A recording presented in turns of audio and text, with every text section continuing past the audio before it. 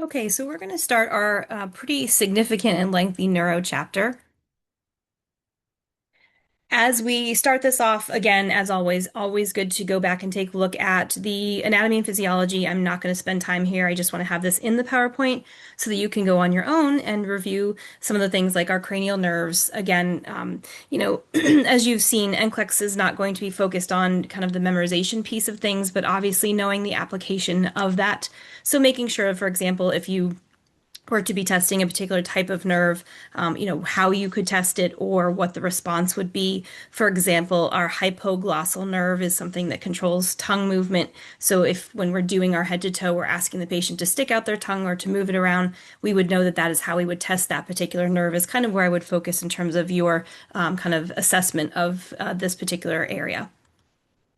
Again, just a quick review of A&P, your parasympathetic and sympathetic. This is really going to help you, in so many areas, realizing that parasympathetic P for peace, sympathetic S for stress, these two systems have to work together to kind of keep that homeostatic scenario within the body.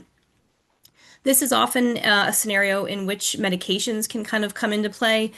For example, if we see the idea of a parasympathetic response, such as in our beta blockers, remember they kind of cause that P for peace, dropping things like blood pressure, heart rate. That is something that they're tying into. They're actually utilizing the nervous system in addition to the cardiac system to help them kind of create that calming environment that allows for a lower blood pressure.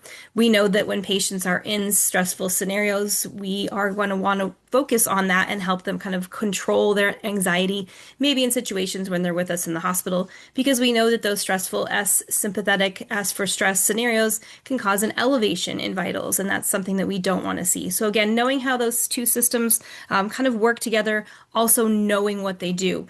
So again, sympathetic, as you can see here, for example, is going to cause patients to have a dilation of bronchi. We know that that is because we want to have more oxygen delivered to tissue so that the patient can act in that kind of fight or flight response. But again, think about medications. Sometimes we will see medications such as things like albuterol that work with that sympathetic response, dilating the airways, which is what we want those obviously vasodilators to do, or so sorry, bronchodilators to do.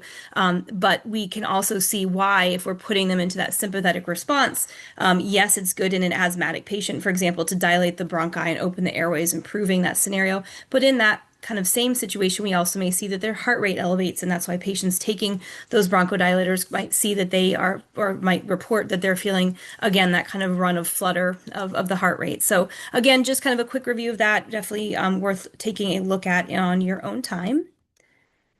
Now, we do know, unfortunately, as we've talked about literally in every system, as we get older, things don't always get better. And in fact, they often get worse. We are going to see certain disease processes that are going to occur more commonly in older age, but I want you to understand that they are not kind of a normal part of aging. We are going to see, as we've talked about even in anatomy and physiology, but also in our health assess class, the idea that, for example, patients' processing times in relation to neuro response is going to decline. And I shouldn't say decline, the processing time is going to be longer, and therefore their ability to kind of make judgments and et cetera will decline. So that's a normal part of aging, and I think you probably remember that from Health Assess. What I want you to note is things like Alzheimer's is not a normal part of aging. It happens more commonly as we age, but it is again not normal. And so therefore we definitely need to focus in on what patients are experiencing and their symptom presentation and kind of what we can do to work with that, what diagnoses will result from that, and therefore what treatments we can utilize. Now, as you can see here, there's age-related changes. Again, the number of normal cells are going to decrease, and again, that's where that kind of increase in response time is going to happen. So patient safety is always going to be very much a focus, as we know, in all of our older adult populations, but in regards to neuro, their ability, again, to kind of correct in terms of neuro response is going to be a problem. We also will see we have brain weight reduce, our ventricles increase in size. But one thing, as I mentioned, and this is again what we're really focusing on, is the idea of what's normal versus not. What we're seeing in our age-related changes that we do have amyloid plaques that can develop, and this is very commonly associated with our dementia kind of umbrella, specifically the disease Alzheimer's. So we're going to talk a little bit more as we go into our presentation about that, but I just wanted you to be aware again, normal versus non. it is very much kind of a focus as far as what we should be expecting versus what we need to, again, act upon. Again, other age-related changes, I'm not going to spend a lot of time here. You had this in Health Assess, but just again, just want you to be realizing why, as our patient population does age, and we're seeing that obviously the older adult population is the primary population that is being seen within our hospital settings, our acute care settings, our long-term care settings in the community. We are living longer, so obviously the kind of population that we are going to be primarily taking care of is going to be heavily focused in that older adult scenario. So knowing again all those changes that happen in response to that neuro decline is very helpful. Again, pupils being smaller, not able to respond to light as easily. So again, when you're thinking about your older adult population, and really all of us think about turning on the light, in the middle of the night. Your eyes take a minute to adjust. In your older adult population, they're going to have a much more significant kind of response, or I should say decline in response to the ability to adapt to changes in light, and therefore fall risks are going to be huge. Again, balance is going to be potentially a problem. We do want to note, though, that when patients are having things like syncope, dizziness, that again, normal versus non is not normal and does require us to not just kind of say, oh, you're old, suck it up, buttercup. No, why is this happening? Is it because you've been given a new BP med? And maybe you're dropping your BP too much, and we're seeing that we need to be educated to change positions slowly.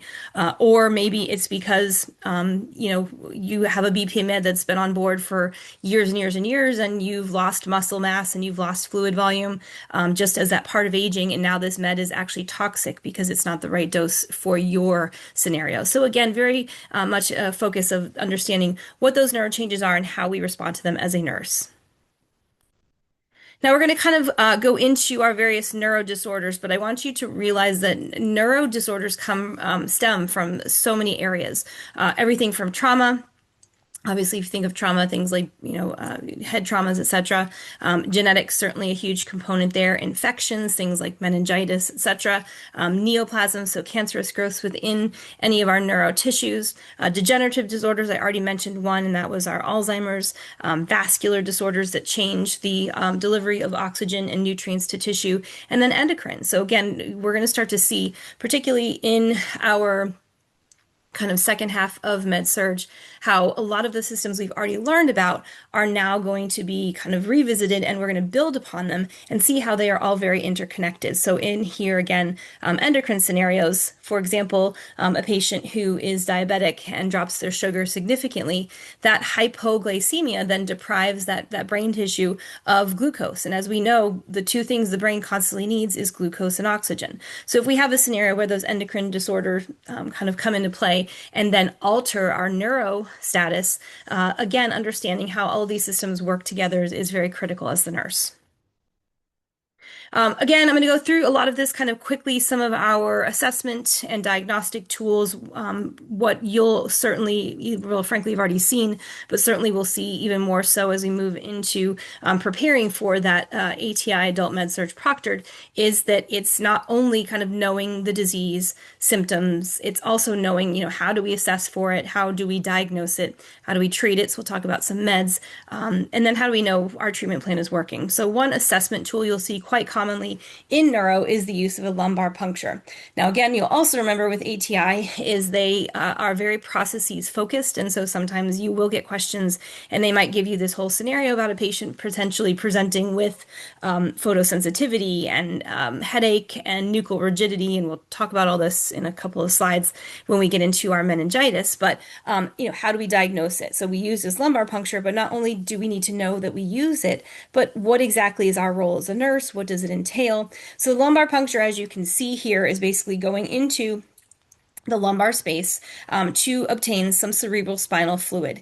It allows us to assess cerebral spinal fluid for things like proteins, for glucose, which can tell us if we're dealing with a bacterial or viral pathogen. It allows us to identify, if we have, again, any kind of disease process that we then need to kind of work with. So in terms of what we are going to note as the nurse, certainly this is an invasive procedure, so we will have to make sure consent is on board. Again, as a review, consent is not our job. job. It is the job of the provider to obtain consent. We as the nurse can witness it. We as the nurse can ensure it's in place. And we as the nurse can certainly make sure that our patient who then comes to us with more questions would then be our role to grab that provider and say, hey, you know what, this patient is not comfortable. They still don't feel like they have all the information they need. Could you please go back and revisit with them? We also want to make sure we're focusing on things like comfort. So voiding prior to the procedure is going to fall into that category. But even more so than comfort, when we're talking about the idea of that we're going into an area, certainly that's very nerve focused and potential for damage, we want to understand that as the nurse, we're going to be assisting with the patient maintaining the kind of lack of mobility for this short period of time that we are in there obtaining that cerebrospinal fluid. So having them void is not only an issue in terms of wanting them to be comfortable, it's also wanting to make sure that they don't feel the need to move around because they have to urinate or have a bowel movement or whatever.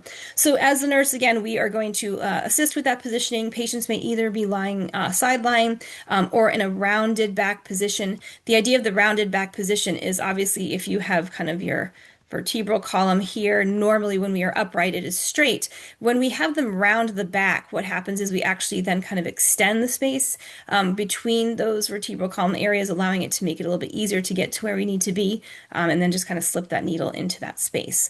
So again, that is something that as a nurse, you're going to be very focused on. So positioning, consent, all kind of going to be our kind of role there as the nurse. So afterwards, some key things, ATI loves these. And again, I say ATI all the time because again, we're preparing you for this proctor that's going to be coming up at the end of this class, but also your NCLEX, your boards. But frankly, a lot of what ATI and NCLEX are focusing on is going to then translate into the real world. After the procedure, you're going to want to make sure that these patients are laying flat.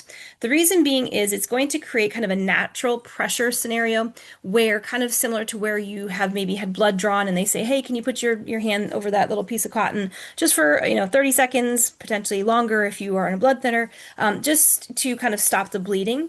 We're going to see the same scenario here, but obviously it's a little more challenging to kind of reach around and apply pressure to that spot where you just had that lumbar puncture done. In addition, we're trying not to touch that area due to risk of infection. We want to make sure that we are having them lie flat to create pressure and prevent any leakage of that cerebrospinal fluid.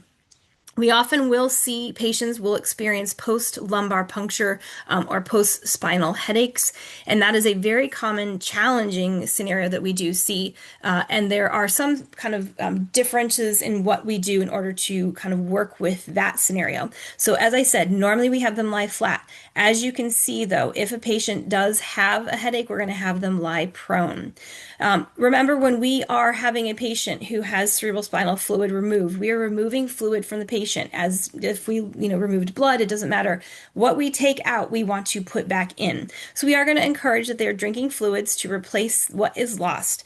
You want to think of the idea of cerebrospinal fluid removal as, again, almost like a dehydration scenario. And that dehydration scenario is going to cause that, or could be the cause of that headache. So please replace whatever we are going to take out. And that is something, hint, that you're going to see as a very common intervention for these patients. So again, removal of fluid is dehydration no matter what we do. We want to ensure that we replace it. And oftentimes removal of fluid, just like, think about if you're out in the very hot day and you're not replacing your fluid that you're losing, you often get a headache. So again, those are concepts you want to get kind of very comfortable with. As I mentioned, risk for infection is certainly kind of a big scenario here. So we are going to cover that site with a bandage. As with any of our lab specimens, we want to get it to the lab ASAP. And again, we are dealing with an area that is very nerve focused. So please make sure that we're assessing for any potential damage to those areas. So particularly looking at things like feeling fingers and toes. Are they able to feel it? Do they tell us I feel it, but I feel it faintly. It feels a little numb. It feels a little tingly. At that point, we would want to grab the provider. Another test you might come across is your EEG testing, which to me always looks like a horror movie. Basically, it is designed to detect seizure activity, and all these tiny little things that you're seeing here are actually little tiny electrodes, and they are put on the scalp. to again assess for kind of that abnormal brain activity. Again, ATI likes us to be very procedurally focused. They want us to know things like, what do I tell the patient prior to this test? So they want to make sure they do shampoo before the procedure. We don't want them putting any product into their hair. Again, that can interfere with the reading. We want to make sure that we are getting a baseline assessment of this patient's kind of neuroactivity. So if they are normally on an anticonvulsant, if they're on a sedative, if they're on a stimulant, anything that's going to change that electrical activity, we want to make sure that we have had them hold that medication. You're going to see that your provider will tell you how far in advance they need to do that. But again, obviously, if I'm trying to detect what's going on with seizure activity, I give you a med that stops that seizure activity, this test does no good. So make sure that anything that changes those brain activities certainly would be held. And if it's not, make sure you are looking at this med list and saying, hey, provider, I noticed that they're on this particular sedative. Do you want us to educate them to hold it? They came in today, they took their sleeping pill, whatever, last night. Has it had enough of a half-life to be out of the system? Do we need to reschedule the test? Again, those are questions you as the nurse want to make sure that you are asking. Now, our electromyography, basically this is a assessment of neuromuscular. So we're going to see our next chapter will be muscular, and that is a good follow-up because the nerves and muscles certainly, as we know, work very closely together. We can test for things like ALS. We can test for carpal tunnel through the use of this EMG, electromyography. Again, it is going to be a kind of an invasive procedure, so that informed consent is certainly going to be important. As we talked about with our EMG, the idea here, or EEG, I should say, the EMG is also going to be something that we want to avoid anything that's going to alter neuroactivity. So caffeine, smoking that changes, obviously, the kind of blood flow scenarios would need to be stopped 3 hours prior to. It takes about 1 to 2 hours. I did give you a video here for you to be able to watch this tool in use. There are needles that are basically inserted into particular muscle areas. And again, just kind of allowing us to assess, is that neuromuscular junction, is the connectivity happening?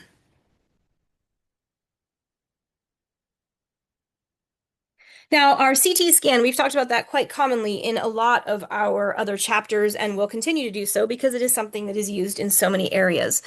Certainly, we know that there is potential for the use of dye during our CT scan, which is why that kidney function, that BUN and creatinine level is going to need to be assessed. As we've talked about 50,000 times before, also assessing for our allergies to shellfish, indicating an iodine allergy. Afterwards, again, to flush that dye that has been used, if it has been used, make sure that we're pushing those fluids. Certainly, we are going to want to make sure that we're educating the patients that during, as we've talked about before, the use of the CAT scan, and particularly the CAT scan dye, may make them feel very warm upon administration, and in some cases they may actually feel like they have urinated because of that. So they do need to be made aware of that so that they don't get embarrassed or uncomfortable. If for any reason during this test they are experiencing any signs of potential kind of reaction, such as shortness of breath or dizziness, itching, anything like that, they would certainly need to make sure they let us know. That's very, very critical. Oops. Other scans, we have a brain scan where we utilize a radioactive isotope, it helps to assess, I should say, for our brain abscesses, tumors, contusions, hemorrhages, anything that we can kind of see within that tissue. Potassium chloride is utilized, and again, pushing anything that we put into the body out will be done through the use of those fluids.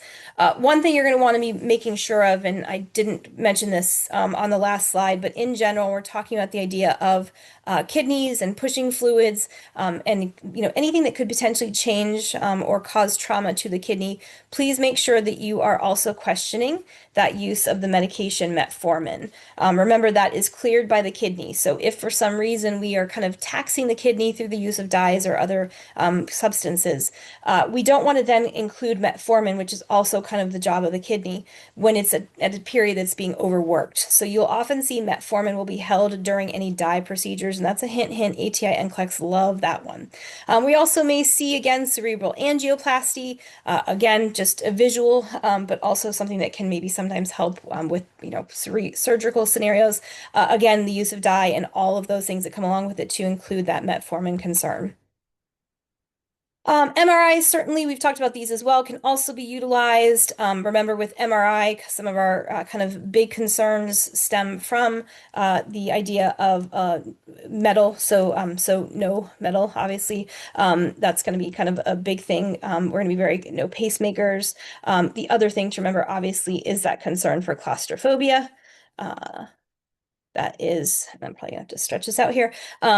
Because oftentimes it is in an enclosed space, patients will be a little bit concerned and potentially have risk for anxiety in relation to that. So just be aware. There are options for open MRIs. I'll tell you, we have a good friend who doesn't matter open, closed, etc. It still feels somewhat kind of restrictive to them. So definitely make sure you're assessing for that. Pneumoencephalography, basically where we are injecting gas into a lumbar area. And again, just gives us a visualization of cerebral ventricles to assist in diagnosing mass, cysts, lack of flow, atrophy. The Doppler blood flow, again, going to assess with the, obviously it's described here, blood flow. The big thing to remember with that is we are assessing, particularly in neuro, the idea of carotid blood flow. And remember, the carotid arteries feeding the brain. So certainly if we have issues with plaque buildup or otherwise reduced blood flow from that site, we will see certainly that neuro impairment come as a result of that.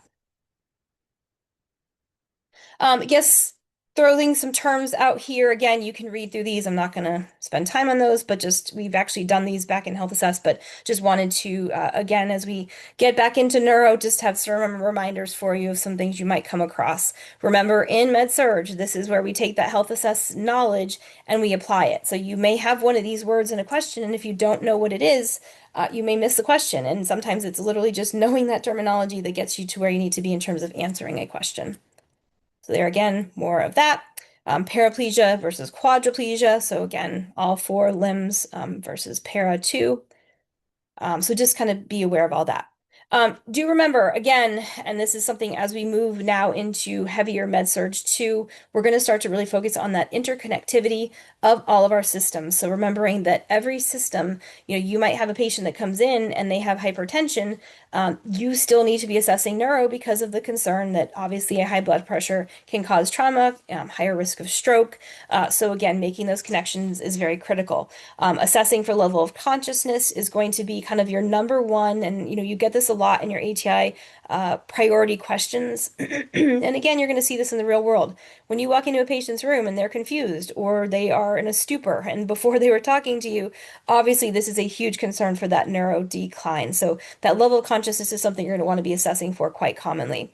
Neuromuscular, again, those interconnectivity scenarios. So we know that the kind of primary job of nerves is to cause a reaction, and many times that is a muscle reaction. So we know when we're testing for a nerve, for example, a facial nerve, or frankly, any of our, cranial nerves, telling people to open their mouth, close their eyes, smile.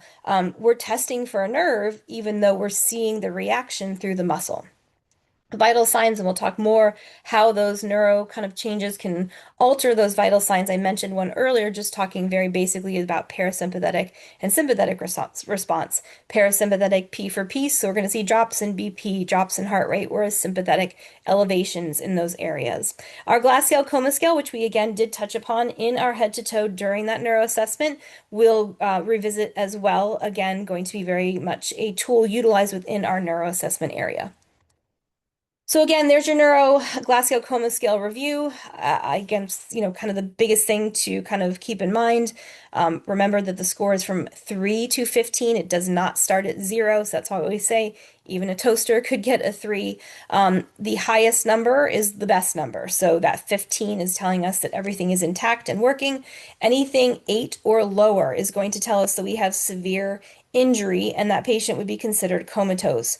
There are a lot of questions out there that you're going to come across, particularly in neuro, where they are going to tell you the patient's Glasgow Coma Scale, and you need to know your response as a result of that. So just kind of keep that in mind. Again, it's a very important tool to utilize, but it also is something that will require a response by the nurse, and you need to know what that response should be. So again, remember with your Glasgow Coma Scale, there are the 3 areas: motor, verbal, and eye opening.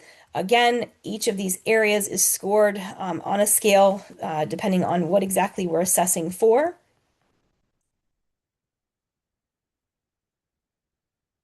Oops.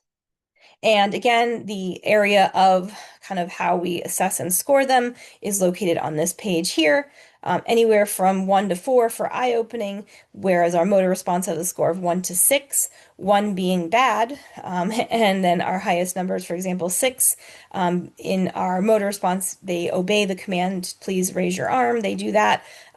In our verbal response, they are oriented, they know where they are, they know who they are, they know what time it is, giving us a 5. And then obviously our behavior in terms of eye-opening response, they are spontaneous, meaning if we walk into the room, they open their eyes simply because that stimulus has caused them to do so. As opposed to maybe on the lower end of the scale, either no response or the only time they might kind of really respond to us is if we elicit a kind of pain response, sternal rub, etc. So again, remember, even if they are completely non-responsive, they're going to get a 1, 2, and then finally a 3 for their score. Does not mean it's a good thing. In fact, that is very concerning. Perla, again, please review. I think that's an easy one. Pupils equal round reactive to light and accommodation. Again, telling us that motor response within brain activity, and in fact, sometimes can tell us when we have lack of brain activity. Again, just some terms for that level of consciousness. So comatose, basically no purposeful response at all, whereas patient may be lethargic and they might just be kind of sleepy. We can wake them up, but they really kind of go back to sleep very easily. Again, you are going to see in your, as you have seen, but you're going to see in your med surg questions, and particularly on the ATI proctored exam that's coming up, these words paint a picture. And so knowing this terminology is very critical so that you know exactly, are we talking about someone who is just not responding at all, for which we would give them a very different response than if, for example, they were just kind of sleepy, and maybe just difficult to arouse. So with your neuro assessment, everything again comes into play. What could be causing this issue? So we're looking at things like lesions, brain lesions. Obviously, as a nurse, we're not, our X-ray vision isn't working, but we're certainly looking at what tools we utilize to assess for things like lesions that might be causing this altered brain and neuro response. Injuries. Patients, tell us they came in, they were in a motor vehicle accident. Oh, I was in a motor vehicle accident yesterday. I hit my head, and the paramedic said, "Do I want to come in?" And I said, "No, no, no, I think I'm fine." And then today I've got this horrible headache. I'm just very light sensitive. I feel a little nauseous. So certainly that is something that we would want to be asking about and assessing for. And you would be surprised how many times patients will have these head injuries and they're like, well, have you had anything happen? They're like, no. And then the family's like, well, like last week you fell down the stairs and you hit your head. Oh, okay. Well, we need to know that. Swelling, certainly, this is more brain swelling that we are looking for. That again would often happen as a result of these traumas that I'm talking about.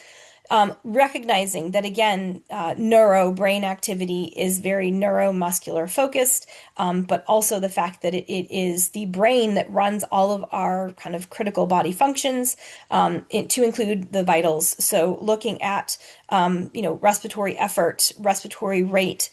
We also know certainly that the neuromuscular connection is very present in the respiratory scenario. Knowing our phrenic nerve, for example, is what innervates the diaphragm, and understanding that that is going to, be problematic should there be any trauma to that nerve, and the ability of the patient to kind of respirate on their own. Again, cranial nerves, as I mentioned earlier, coordination, balance, ability to perform their activities of daily living. Can they get themselves dressed? Are they a post-stroke patient who may have been completely independent prior to and now have complete, loss of the right side? Well, that certainly is going to impact those abilities to function independently, to live independently. So all of the, kind of picture I'm trying to paint here is that neuro is so involved in every aspect of body function, and we really need to make sure we're performing a very solid head to toe so that we can best kind of assist our patient and improve their outcomes. We mentioned Romberg way back in Health Assess. Again, just as a review, it is basically a stance test to ensure that they aren't kind of a fall risk. We're going to have them put their feet together. That eyes will be open initially, then we'll have them close them. Typically, they are going to, in scenarios where they have a problem with balance, once we close the eyes, going to sway, and that is going to be certainly kind of a concern that we need to then further evaluate. Again, terminology ipsi and contra. Ipsi is same side, contra is opposite side. You're going to see contralaterally used quite commonly in response to your stroke scenarios. For example, if they have a right-sided stroke, it's going to affect the body contralaterally, meaning a right-sided stroke in the brain is then going to cause left-sided weakness. So just kind of be aware of that.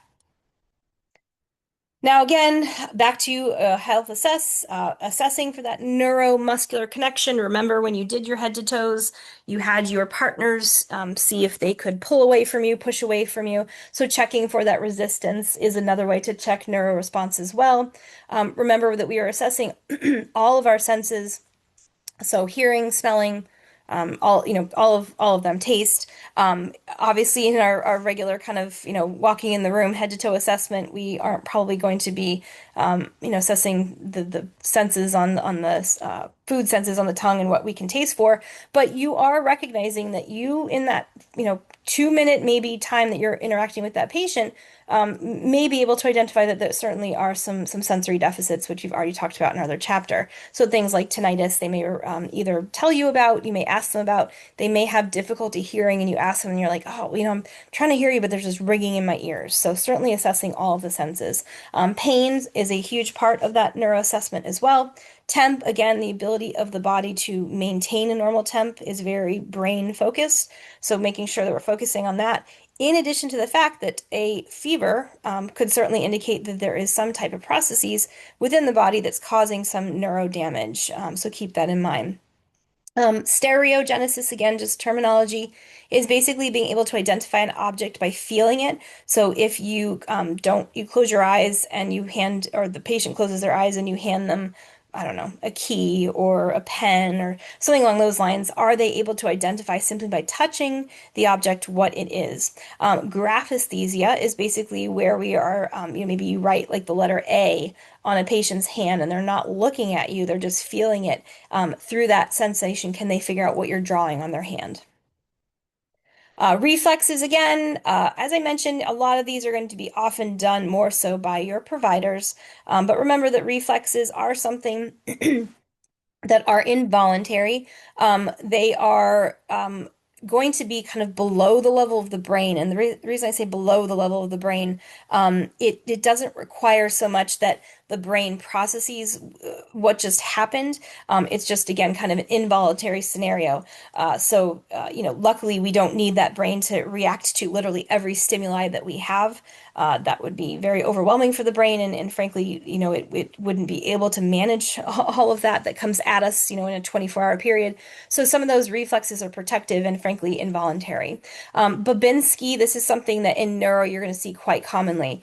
In adults, and you're going to get into your OB and even a little bit of PD, that they'll refer to this. In adults, I want you to notice it's something very different. It is basically where we have in an abnormal response, the big toe bends up and the toes fan out. In a normal, healthy neuromuscular response, the toes are going to bend down. So they're going to bend down, which they refer to as plantar flexion. So just kind of keep that in mind. I haven't seen a lot of questions in terms of having to identify what exactly the interpretation is, so knowing that it either splays out or plantar flexes. It's been more along the lines of you knowing that Babinski is in relation to a normal neuromuscular response. But never say never. They certainly could throw that at you, and what they're looking for might be the response. And then obviously knowing in your OB and PD that it's the opposite. So that's something to just kind of be aware of. There's your visual for that when I talked about the idea of kind of normal is that plantar flexion. So we're kind of going towards that plantar area where an abnormal response, which they refer to as a positive Babinski, meaning there's something wrong, is, as I said, that toe kind of bends outward and splays outward. So again, they're just eliciting that by kind of drawing here along the line of that plantar area. All right. Surgery. Every system we've gone through and every system we will go through. Certainly, surgery is something we might come across. talking here, brain surgery, kind of a big deal. Varying areas that you might see involved are craniotomy, basically where we are going into the cranium, so that's the skull. If we need to remove a tumor or we have a blood buildup, a hematoma, or needing to evacuate that. Cranioplasty was where we're repairing a skull defect. We do want to see that a lot of times patients who are going in for any type of kind of brain surgery, many times we're seeing that the issue of swelling is present. So obviously that's not optimal to go into brain tissue that is swollen and kind of, obviously cause more trauma, have it swell more. So sometimes you will see patients are put on steroids in order to reduce that swelling. That's something that, again, I keep telling you, unfortunately, you have to just keep building upon. And I know it gets very overwhelming because you are learning so much and you're like, oh, wait, now I got to go back and remember steroids again. But remember, I want you to keep using that very active learning scenario where you are going to have to kind of constantly test yourself and go back and if you don't, like I remember steroids, I kind of remember what they are, but I don't, I probably need to review them because I don't really remember what we talked about in endocrine about that. Please do so. So again, if you're talking about steroids, remember that they are going to cause excess cortisol levels. They are going to be Cushing's disease. They are going to cause blood sugar elevation and bone fractures and risk for infection, elevation of blood pressure. Do those quick things. And that's why if you, kind of keep that ATI binder or Bible or whatever you want to call it, from day one or even starting now as we're preparing for this ATI proctored, jot down those, couple little, as I tell you, 3 points, just to remember what's key about that particular topic. That will be very helpful for you because as we are learning, nothing is learned in a vacuum.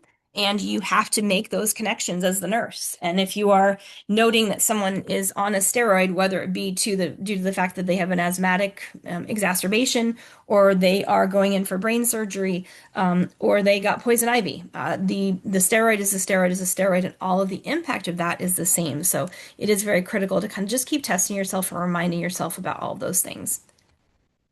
Post-operatively, certainly we are going to be very neuro-focused. We have gone in, we have caused trauma, and there's potential for that trauma to be kind of long-lasting or indicating a problem that we need to intervene upon. So certainly, as I already said, level of consciousness, making sure that we're assessing for that is key. Looking at those vital signs, looking at reflexes, maybe they are purposefully, sometimes, in our neurosurgeries, we actually purposely put them more in a comatose, very kind of very low baseline state.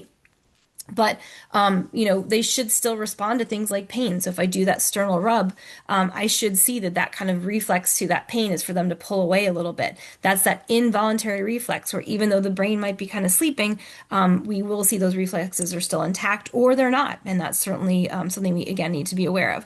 That pupillary response, looking for signs of neuro changes. They tell you they have a headache. They have that nausea vomiting. Remember that your nausea vomiting system or kind of center, I should say, is within the brain. So we do know that there's going to be potential for that response.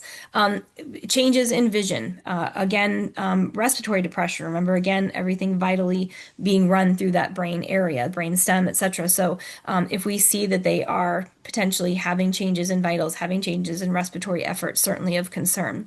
You also will come across something, this is a little bit newer, called our halo sign. This is something you want to be familiar with. This is telling us that we actually have a cerebral spinal fluid leak. And this is an actual, like a pillowcase, a visual of cerebral spinal fluid leak. What I want you to know is with our cerebral spinal fluid leaks, you're going to have this area in the center that is basically blood. That's going to be that as it's obviously described there. The cerebral spinal fluid is going to then kind of make its way to a farther ring outside of that blood, and that's what they kind of refer to as the halo sign. So it's surrounding, though that wasn't very good, surrounding that area. You may see this in scenarios, like I said, maybe patients have it ear leakage, nose leakage, particularly if we've gone in and done any type of surgery within that area. So making sure that you're assessing for drainage, what does that drainage look like is all very critical for this kind of post-surgical assessment. Some key points you want to remember. We're going to keep the bed at about 30 degrees, and this is kind of a hint.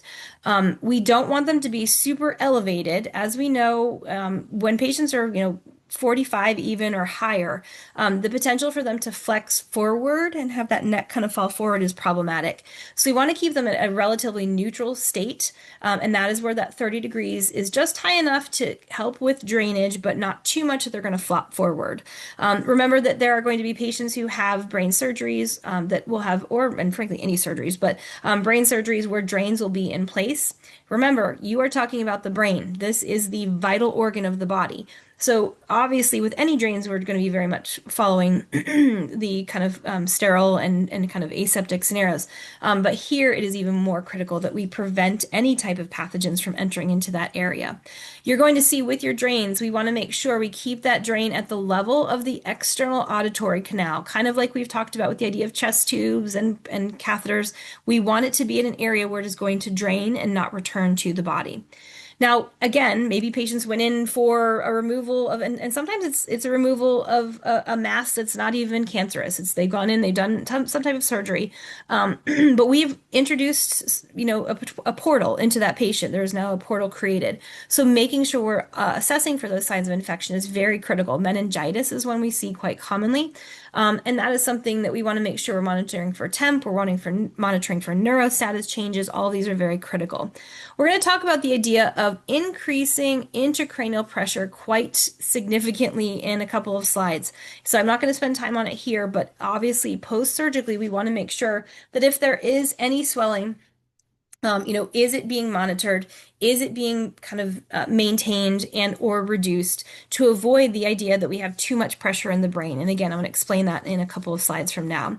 Remember that anytime we go in and mess with the brain, cause trauma, cause swelling, anything along those lines, the kind of response of the brain, and for lack of a better way to put it, the brain having kind of a temper tantrum, is the idea that it's going to overreact and have seizure activity. So make sure understanding that is potential for any neuro patient. So those seizure precautions, the idea of side rails up, padded side rails,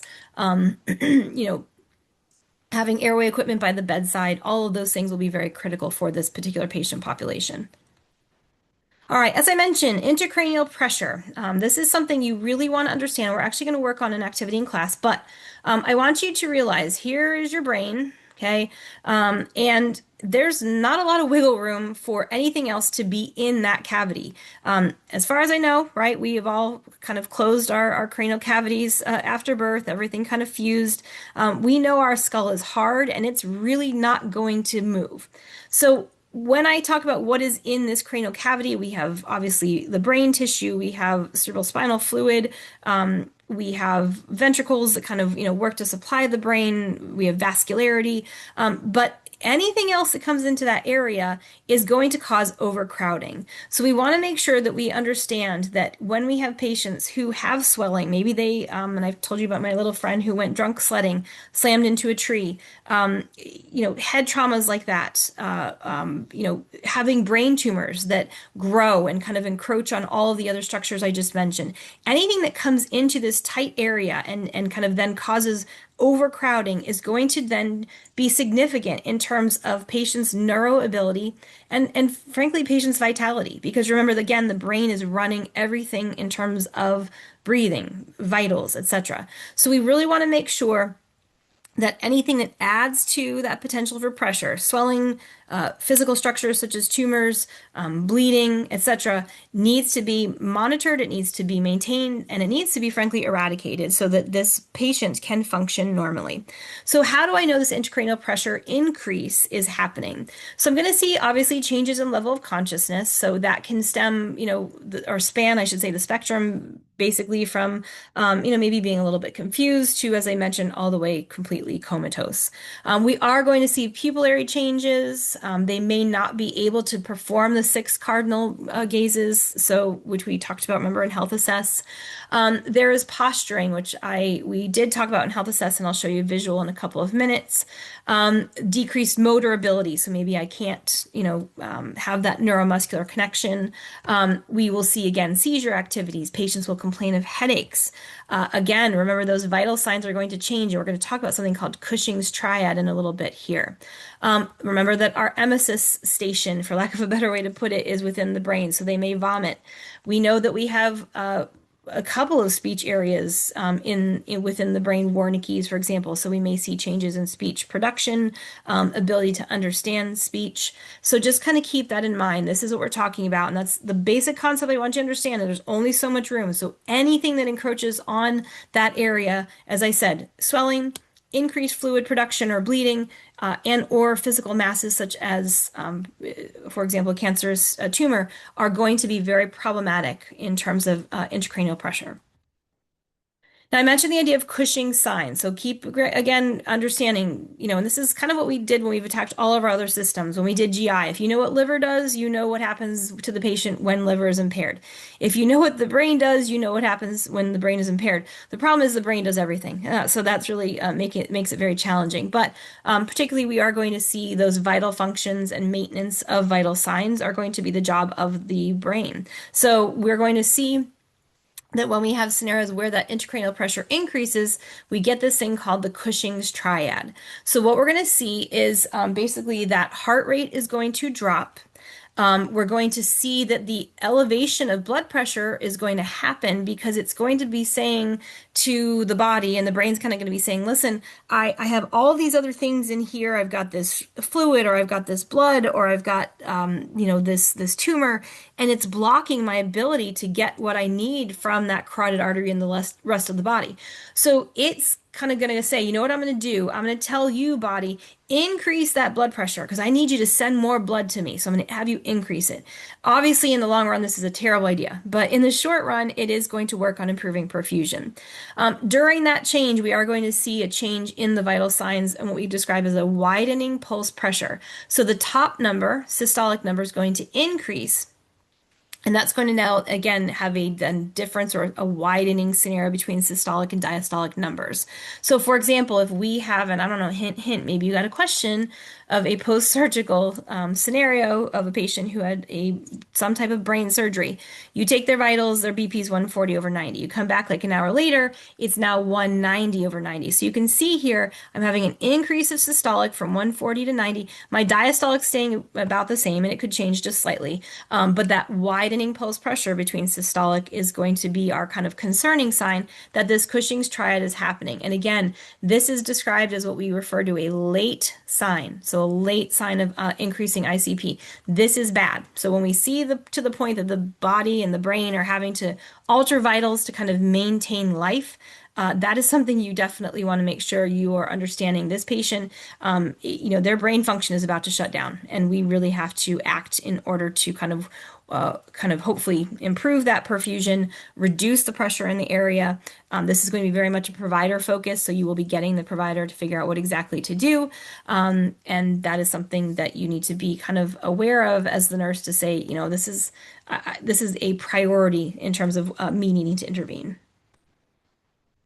So again, just a visual of that Cushing's triad. As you can see, and we're going to talk about this more in class. So some of these, harder concepts, as you know, we tend to break them out in class so that they can, make a little more sense. But I just, as a basic, want you to understand, first of all, we have an increase in ICP. And as you can see here, there's a list of reasons, tumors, infections, brain, hemorrhagic stroke, whatever. So what we're going to see is that as the brain pressure increases, right, the ability to get that blood flow here into the brain is going to be a lot harder. It's just like the traffic jam that we've kind of talked about even in cardiac. So if I'm pushing against this traffic jam that's in the brain, I'm having to work a lot harder to get through. So as that ICP increases, and that mean arterial pressure, remember that's kind of that average of blood pressure. So it's not the one kind of snapshot. This is the average of blood pressure. That mean mean arterial pressure is kind of hanging out right here, and it's really not working against that increase in ICP, and therefore the brain is not being perfused. So what's going to happen is, again, the body's going to try and work to compensate. So it's going to stimulate that sympathetic nervous system, and then we're going to stimulate the parasympathetic. So it's kind of this domino effect. So through the sympathetic nervous system, we're going to see that mean arterial pressure or that blood pressure will increase. So that's what we're first going to have. And then we're going to see that as the parasympathetic comes along, we're going to drop that heart rate, right? So that's where that idea of the bradycardia comes into play. So your Cushing's triad is your key, three key areas, is a bradycardic response, so decrease in heart rate. You're going to see the irregular respirations. The body's like, I don't know what we're doing. Are we going faster? Are we going slower? So these respirations are kind of all over the place. And then we see again that widening pulse pressure. So the difference between systolic and diastolic. All right. So those are your hallmark signs. And if you get these in a question, or if you are in the ICU and you get these kind of responses from the patient, that is a huge deal.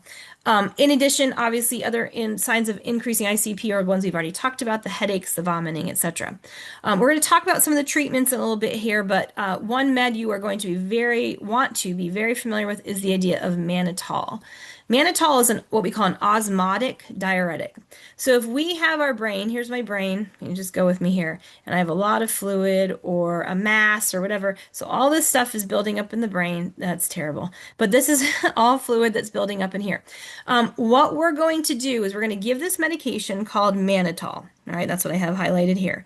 This mannitol medication is what we call very particle focused. So it's very heavy, okay?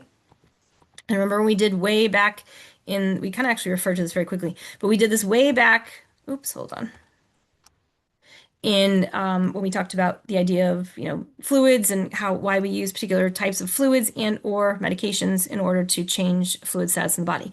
So I'm going to give you this IV med, right? It's going to go into, all right, guys. Back to my marker here. I'm going to give it to you IV, so it's going to go right in my vessel here, and then again, there's all my little tiny particles, right? And as we know, the brain is very obviously focused in terms of receiving blood. So we're going to have this med come here right along that brain tissue. And what's going to happen is that fluid, remember, fluid always likes to be where there is more particle, likes to water things down. So by having all these heavy particles here, what's going to happen is we're going to pull that fluid from the brain and bring it into the vessel where those particles are located. All right. And ultimately, remember, when we follow our bodily systems, we know that the blood is going to flow from brain to, heart. Eventually, it's going to make its way to the kidneys, and that's why we refer to this as oh, it's a terrible kidney. Anyways, we know that this is going to make its way to the kidneys, which is why we refer to it as a diuretic, and we're going to be able to then hopefully urinate that fluid out. So when you're giving a patient mannitol, it's designed to reduce intracranial pressure. It's pulling the fluid out of the brain, sending it to the kidneys. How do we know it's working? Well, you should see an increase in urinary output. Okay, so kind of keep that in mind. Other things we're going to do, we're going to hyperventilate the patient. We're going to elevate that head again at that 30-ish degree angle. We sometimes will actually use a drain, and occasionally in very significant elevations of intracranial pressures, we want to make sure that we are potentially understanding there may be a need for a craniotomy to remove a portion of that skull to allow for that swelling to kind of expand, and then we can replace it as that swelling does decrease. All right, I mentioned positioning. I'm just going to show you the visual. Those are the terms here, but again, this should be a review from your health assessment class. But remember, decorticate, bring it to the core. That's where we're going to have that flexion to the body, adding to the body, adduction. And then decerebrate, again, we refer to that as our angel wings. We're going to actually extend out the arms here, and you can kind of see they kind of bend backwards and kind of gives you that wing appearance. I will tell you again, decerebrate posturing is one of our most concerning and typically does indicate brainstem injury, difficult to really recover from that. Now, I mentioned in my treatment earlier of that increased intracranial pressure. Why did I say hyperventilation? So, hyperventilation, remember, is going to basically allow us to remove excess CO2. So, remember, I told you we are having trouble perfusing brain, we're having, increases in pressure, and so that delivery of oxygen to the tissues where it is needed is going to be decreased. So, when that happens, when we don't have as the ability to kind of get that O2 there, that CO2 will build up. So we're going to try and make you breathe a lot faster. Remember, that's going to blow off that CO2. We're going to increase fluids just to allow for more fluids to make it to the site. Again, there's my mannitol, that hyperosmolar diuretic. Remember, as I mentioned, hint, hint, it is a diuretic. So whether I'm using it to get fluid from the brain or I'm using it to get fluid, from buildup of cardiac, a diuretic is a diuretic is a diuretic. It's going to cause an increase in urinary output, or at least it should. And again, remember our bed at 30 degrees to improve that drainage without causing too much flexion or excess stress to that site.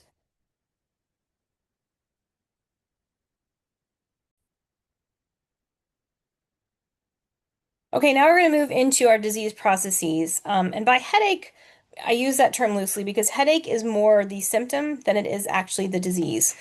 We are going to see that there are varying types of headaches, and certainly because headache is a symptom of potentially much more significant issues such as stroke, we never want to ignore headaches. We want to further investigate what their potential causes could be. So the four types that we're going to see are the migraine, the cluster, the tension. And then again, headaches related to kind of other disease processes. So, migraines, for those of you who suffer from them or know people who suffer from them, they are awful. They're debilitating. And part of the problem is sometimes when we can't see the kind of actual disease process, many times patients are ignored. They are expected to kind of work through these things. So, certainly make sure you are providing empathy to these patients. So, what happens in a migraine? They are causing intracranial vasoconstriction and then sudden dilation. So, we've got small vessel and then very much a wide open vessel. The vasodilation, think of it where you, again, I think we've talked about this when you were little, maybe you hung off the bed or hung upside down, at the jungle gym, whatever, and all the blood rushes to your head and you get that kind of headache. Well, imagine patients who have this where that vasodilation just continues, and that certainly is going to be painful for them. There are a number of reasons why patients have migraines that are triggered. And oftentimes, what we're going to ask them to do is kind of keep a diary as to when they see these headaches happen so we can better understand what those triggers might be. And you can see everything from things like menstrual scenarios, alcohol, certain foods, sometimes aged meats or cheeses can cause it. Alcohol, as I already said. Stress is a big one. So we want to make sure that we're understanding, how can they identify what these triggers are and are there ways to work with those triggers? So for symptoms, again, certainly a headache is probably number one, but there are other symptoms that come into play, and especially if patients are suffering from these migraines long term, they are debilitating, they are photosensitive, they're nauseous, they're dizzy, they have to go sit in a dark room, they can't, enjoy things.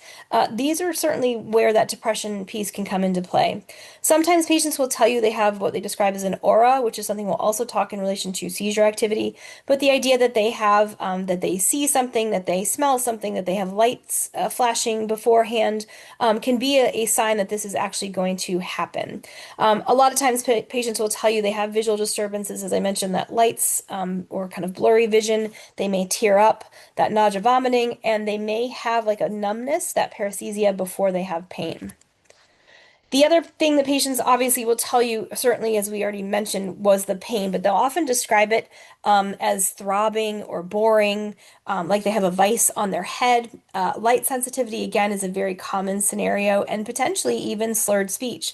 So if you have a patient that comes in and, maybe this is their very first migraine and they're telling you they have the worst headache they've ever had, they are light sensitive, they have slurred speech, you're walking into the ED with this patient.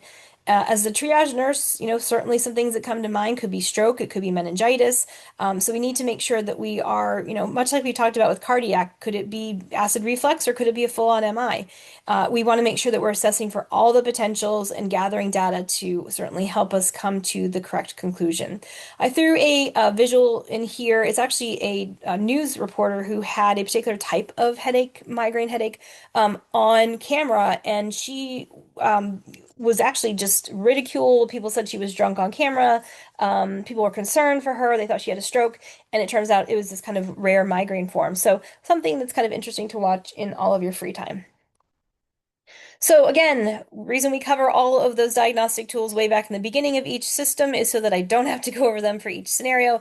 These are a list of all the potential things. Again, maybe you get a question on a patient who's having migraine and they are doing particular assessment tools such as a lumbar puncture. Remember, then you need to say, okay, as a nurse, I need to help with positioning, make sure they're not moving. They could either be on a side lying with a rounded back or sitting up with a rounded back. I need to make sure consent is there. That's not my job, but I need to make sure that it is there. And if it's not there, then obviously grab the provider and have them do that. Afterwards, they need to be laying flat. They need to replace fluids. We're assessing for a spinal headache. All of these are the things that I'm talking about. So you may get a question about migraines, and in actuality, it's a lumbar puncture question. So please make sure you've kind of gone through all of those. I did mention quickly the idea of a headache journal. It is very common that we see this utilized for things like allergies. We see this in scenarios of female reproductive health, particularly in relation to periods and things that might be causing problems there. Headaches are also an area where we ask for the journal. And again, that's just helping us hopefully identify potential patterns or causative factors that we can help the patient eliminate from their life. So again, once we kind of figure out what those causes are, we tell them to avoid it. Good luck. Sometimes we can't. Stress, for example, there's only so much you can do. In the scenario of the actual migraine, we want to tell them to be in a quiet, low light environment. And again, this is where it can be very problematic if you have patients who are suffering from these, kind of repetitive migraines and they are working and they're telling their employer, I got to go home. I can't even stand to be here right now.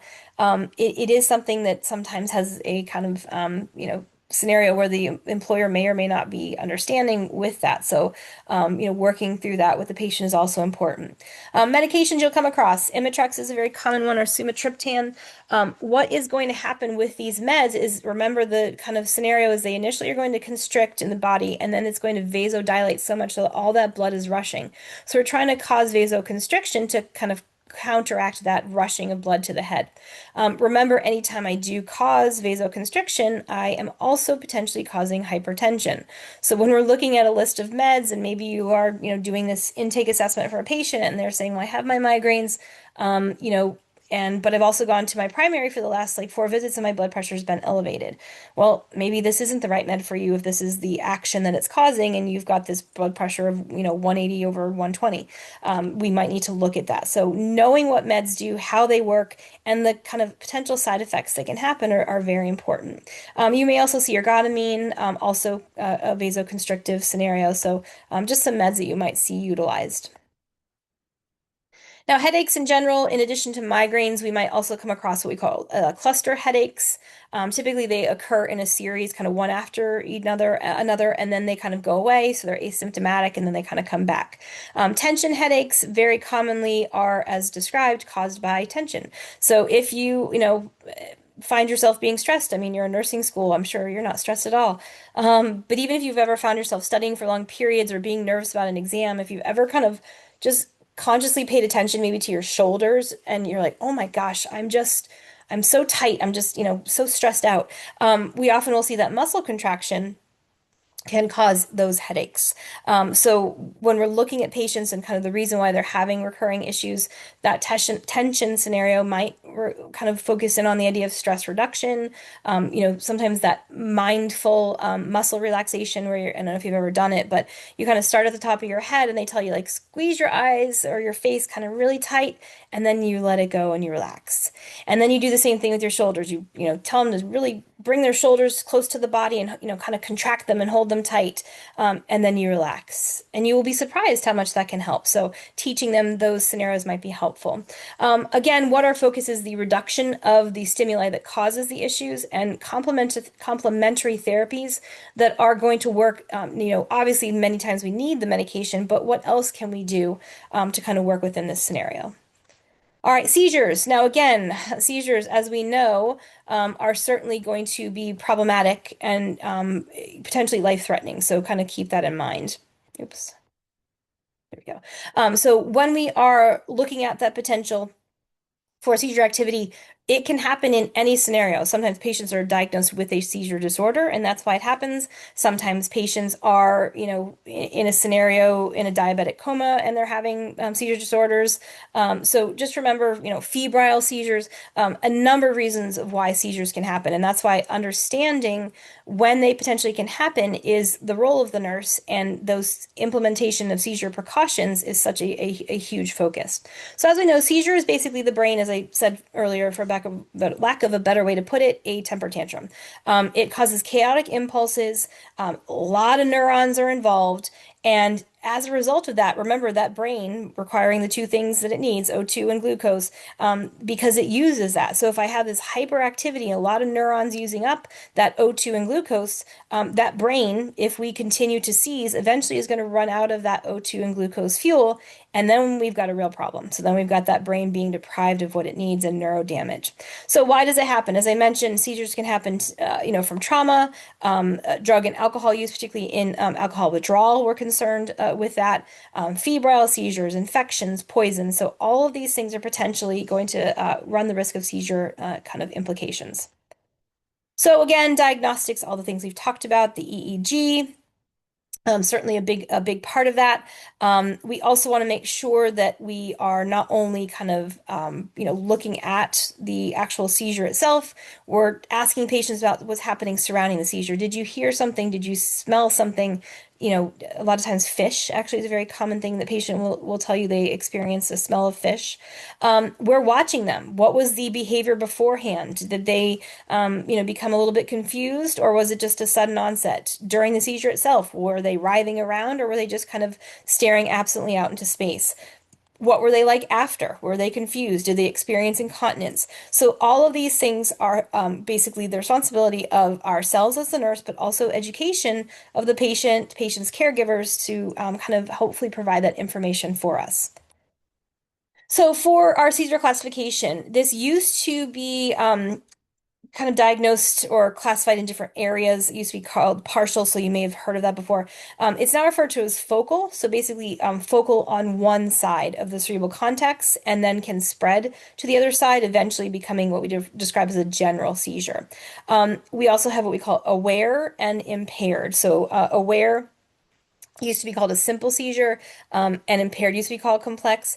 The reason I bring this up is for any of you who either have issue with seizures, family members or loved ones, friends.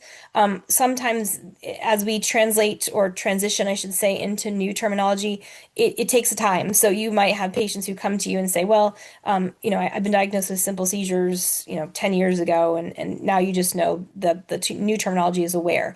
Basically, that means they're aware. They're not impaired, as opposed to impaired, which obviously they are unaware. We will also see patients will have a generalized seizure where, as opposed to our focal, which is just one side, both hemispheres are involved. And again, these are where we do have impaired awareness. Oops.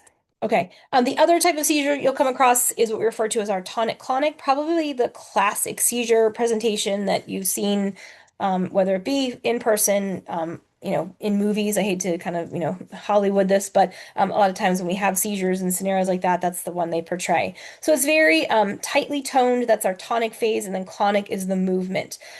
During seizure, terminology is ictal phase, and then afterwards is post-ictal. So you may have providers come to you and say, what is their post-ictal presentation? So you're going to want to note that they, what is their level of consciousness after they had the seizure? What did they experience? Did they have that period of incontinence, which is very common? Are they sleepy? Are they aware of what happened? Typically in your tonic-clonic, they are very fatigued. They don't know what actually happened during the seizure. They may remember just slightly before. So please remember that during this time, patient safety is very critical. And we've done this, honestly, since Health Cess. It is a basic, and this is something from every level of the healthcare team on up knows that when patients have seizures, safety is the focus. If they're going to fall, we try and lower them to the ground. We remove things from the area where they could potentially have that rhythmic movement cause a trauma from maybe their head slamming into a dresser. We want to, if we can, get them on their side. We never restrain. We never put anything in their mouth. All of that is just very kind of critical. So as I mentioned, airway going to be number one. When we have patients on seizure precautions and or if they are in the middle of a seizure, we want to have airway equipment ready. Again, as we kind of seize and close down that airway, we sometimes will kind of squeeze things up in terms of fluids, and you may actually have that then be aspirated. So side lying, very important. Movement of anything that can cause injury, patting the side rails, nothing in the mouth, and never restrain. Now, status epilepticus is basically kind of similar as we referred to in our respiratory chapter, status asthmaticus. Obviously, completely different systems and completely different, disease processes. But what I want you to remember is it's extended. So as we talked about in status asthmaticus, is an extended period of basically not able to kind of control the airway. Status epilepticus, as defined here, is basically 5 minutes or more of continuous activity and or where they have seizure upon seizure upon seizure, with basically no regaining of consciousness in between each one. The big thing I want you to remember is as we keep focusing airway, airway, airway, we talked to you about the idea of our brain tissue using up O2 and glucose and it being crazy, hyperactivity scenario. We want to make sure that we understand that if a patient is seizing, that's what's happening. They are basically depriving the brain of what it needs. They're shutting down that airway, and that is a significant medical emergency. The biggest reason, hint, hint, that we see this happen is patients say, "Oh, I haven't had a seizure in so long. I'm just gonna go ahead and stop my seizure meds. I'm feeling great. No need to talk to my provider." And boom, all of a sudden the body's like, "Whoa, right? You had me having this med that was working with me, and you just abruptly stopped it. So I don't know what I'm going to do. I'm going to overreact." And again, we get that kind of hyperactivity within the brain. So please make sure you're educating patients. If you ever get those questions, the patient needs a further teaching when they say, once I have no, seizures times 30 days, I can go ahead and stop this med. No, you are on this med. Most likely lifelong. There are potentials for us to wean patients off of them, but it should be, as I described, weaning, and it should definitely be done with the provider and not on their own. So again, remember the big thing here is the longer I seize, the more neuron activity that I'm having, the less I'm delivering O2 and glucose to that brain tissue. This here is an ATI focus. If the patient is observed seizing for more than 4 minutes at that point and they're in the community, contact 911. I want to kind of relate this to the idea of our nitro. Remember how we said with nitro, if after your first tab you do not have any relief, you need to call 911 because time equals tissue. This is the same idea here. So again, status epilepticus is that 5 minute kind of time frame. The reason they're saying though, if we're at 4 minutes and they're still going, we need to make sure that we've got 911 on the way so that we can get them to the hospital, get them the meds that they need so that we can reperfuse that brain, get the O2 and glucose to that site. I will tell you, ATI is 4 minutes. You may see other scenarios, evidence best practice that talks about 5 minutes. I always go with ATI simply because that's who is going to be obviously testing us. But I do like to let you know, as you've learned, book world, real world, there is a difference. And frankly, even within the real world, if you look at evidence-based practice and you were to say which med, I don't know, is the best med for hypertension in, a certain patient population, and you do all this research and you come up with 4 different meds because, there's articles kind of supporting, each of them significantly. It's the same idea, obviously, within some of these kind of protocols for some of our various emergent situations. Treatment for this patient is going to be benzo. It's basically going to kind of calm everything down. So that's that Valium or Ativan. That's our benzo category. And in some scenarios where patients just keep seizing, we may actually go ahead and what we call pharmacologically paralyze them. So it's medications so that we don't keep depriving that brain of that glucose and O2. Other seizures you might come across, absence. These are where patients basically almost appear to be daydreaming, very common in our PD population, and a lot of times these are kids that sometimes get like a bad rap, for a better way to, lack of a better way to put it, that they don't pay attention, they're always daydreaming, and it's really actually brain activity that's causing that. So just kind of keep that in mind. Our myoclonic is basically where we just have a brief jerking of extremities. We actually had a good friend whose daughter started out as myoclonic seizures, and the mom, she still feels bad. She just graduated with my daughter, but they, in kindergarten, this little girl would be in church and like she'd be kind of flicking her fingers, and her mom was like, "Oh my God, just stop! What, like, just sit still. Why can't you just sit still and pay attention?" Until one day when she had a full tonic-clonic seizure.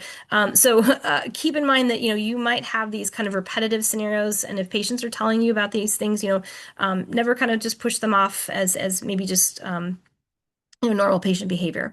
Then we've got atonic, where basically A without tone, the patient just collapses. So that lack of kind of neuromuscular response in that scenario. Now, very common seizure medication you will see utilize something called Dilantin. So that's the brand name. Phenytoin is the generic. As I mentioned, hint, hint, hint. Compliance is our number one. We have to make sure the patients understand they have to take them. They have to take them every day. They have to take them at the same time every day, because a lot of these are very blood level focused. Remember how we've talked about, troughs and peaks and, kind of therapeutic ranges. It is very critical that we take these so that we maintain that kind of steady level of medication so that, again, that brain doesn't start to misfire. As I said, if patients don't take them and they stop them suddenly, that status epilepticus is always a concern. As a result of obviously making sure that they are maintaining a kind of therapeutic level, we will need to monitor that through frequent blood draws. They'll be more frequent in the beginning when patient first starts the med, and then maybe we can back off as they seem to be anyways, become more stable.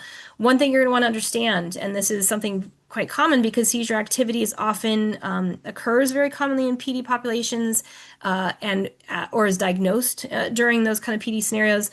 And remember, during your childhood is when you're growing. So you've got growth, you've got hormones, all of these things play into how a med is metabolized within the body. So when they are younger, we might have to be monitoring those more kind of frequently. You'll often see sometimes patients will experience, maybe they've been seizure free and then they have a growth period and they then experience seizures again. Well, obviously their body has changed, their composition has changed.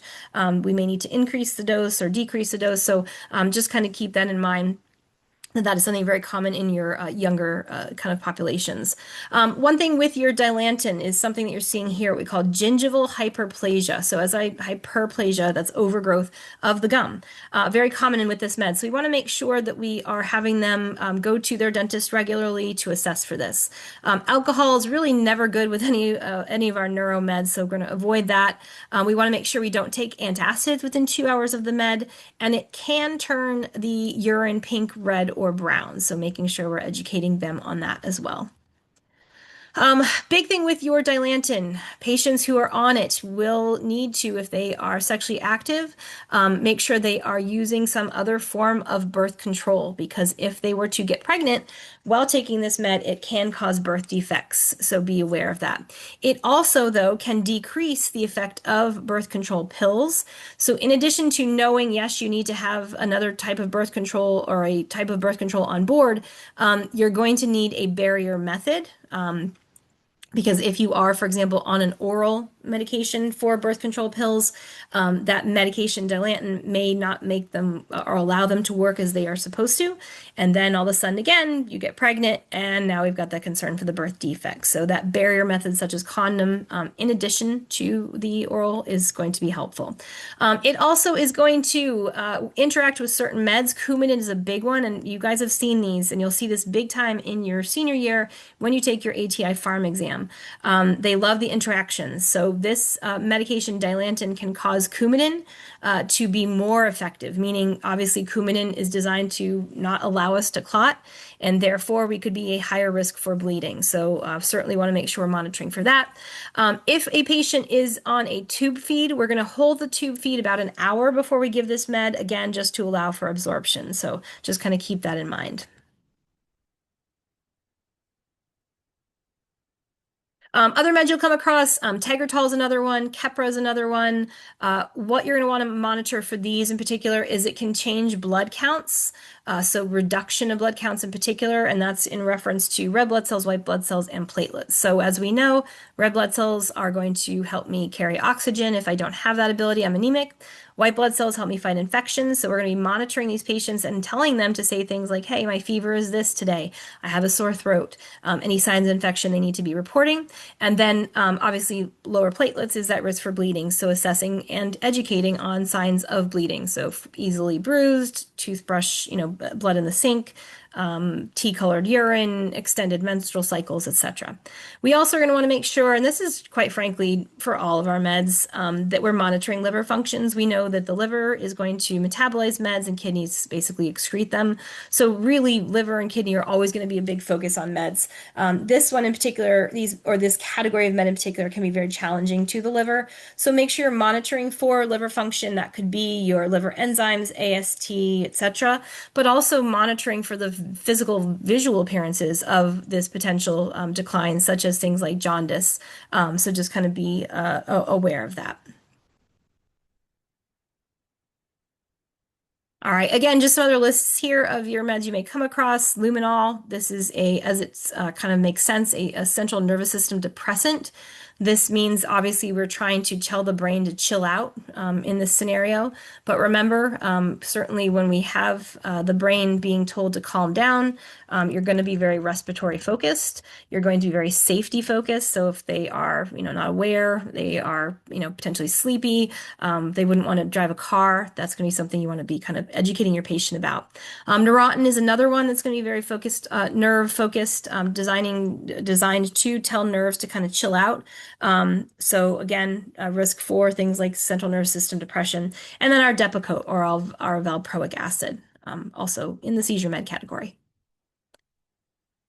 Um, Please do educate patients that even though they are on a medication for seizures, it does not mean they will never have a seizure. As I mentioned, even things like being in our PD population with frequent changes in just body size, body composition, hormones, etc., can change how effective that med can be. But even in our adult populations, for some reason, one day they may just seize. So they need to understand they still need to follow all of the safety focuses. They need to have blood drawn regularly in order to make sure it is at an effective therapeutic level, but also that it's not toxic. We want to make sure, again, any of the meds that work with the brain, and particularly in work in a way that tell the brain to calm down, put us at risk for safety. So it's basically calming the brain, it's making us sleepy. So avoidance of, use of heavy machinery, driving a car. And in many states, we have to even assess whether or not the patient is legally able to drive a car based on state law in regards to a particular seizure diagnosis. And there are some states that it's flat out not allowed, some states that patients have to be so many months seizure free and they can, reapply to see if they can get their driver's license back. So it is very state dependent. Do remember, again, if patients are stopping these meds, they will need to be tapered. And again, that should all be designated by their provider. Okay, moving into another area of concern is our head trauma.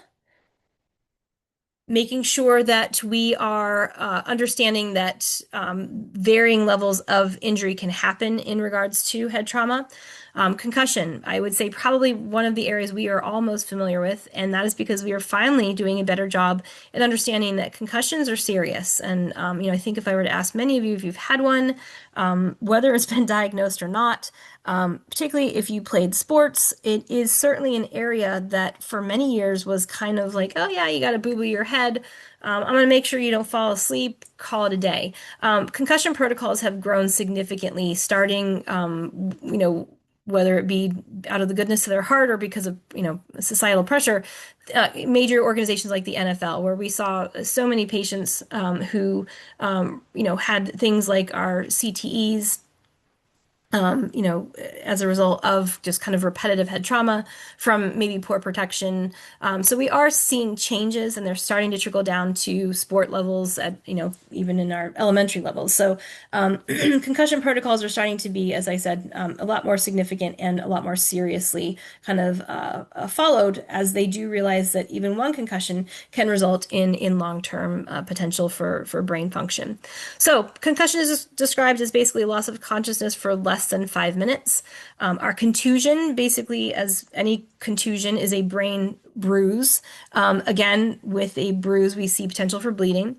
We have our subdural hematoma, where we, as it's described here, dural, right? Subdural hematoma going into our dura mater. And then our epidural hematoma is basically between the skull and the dura.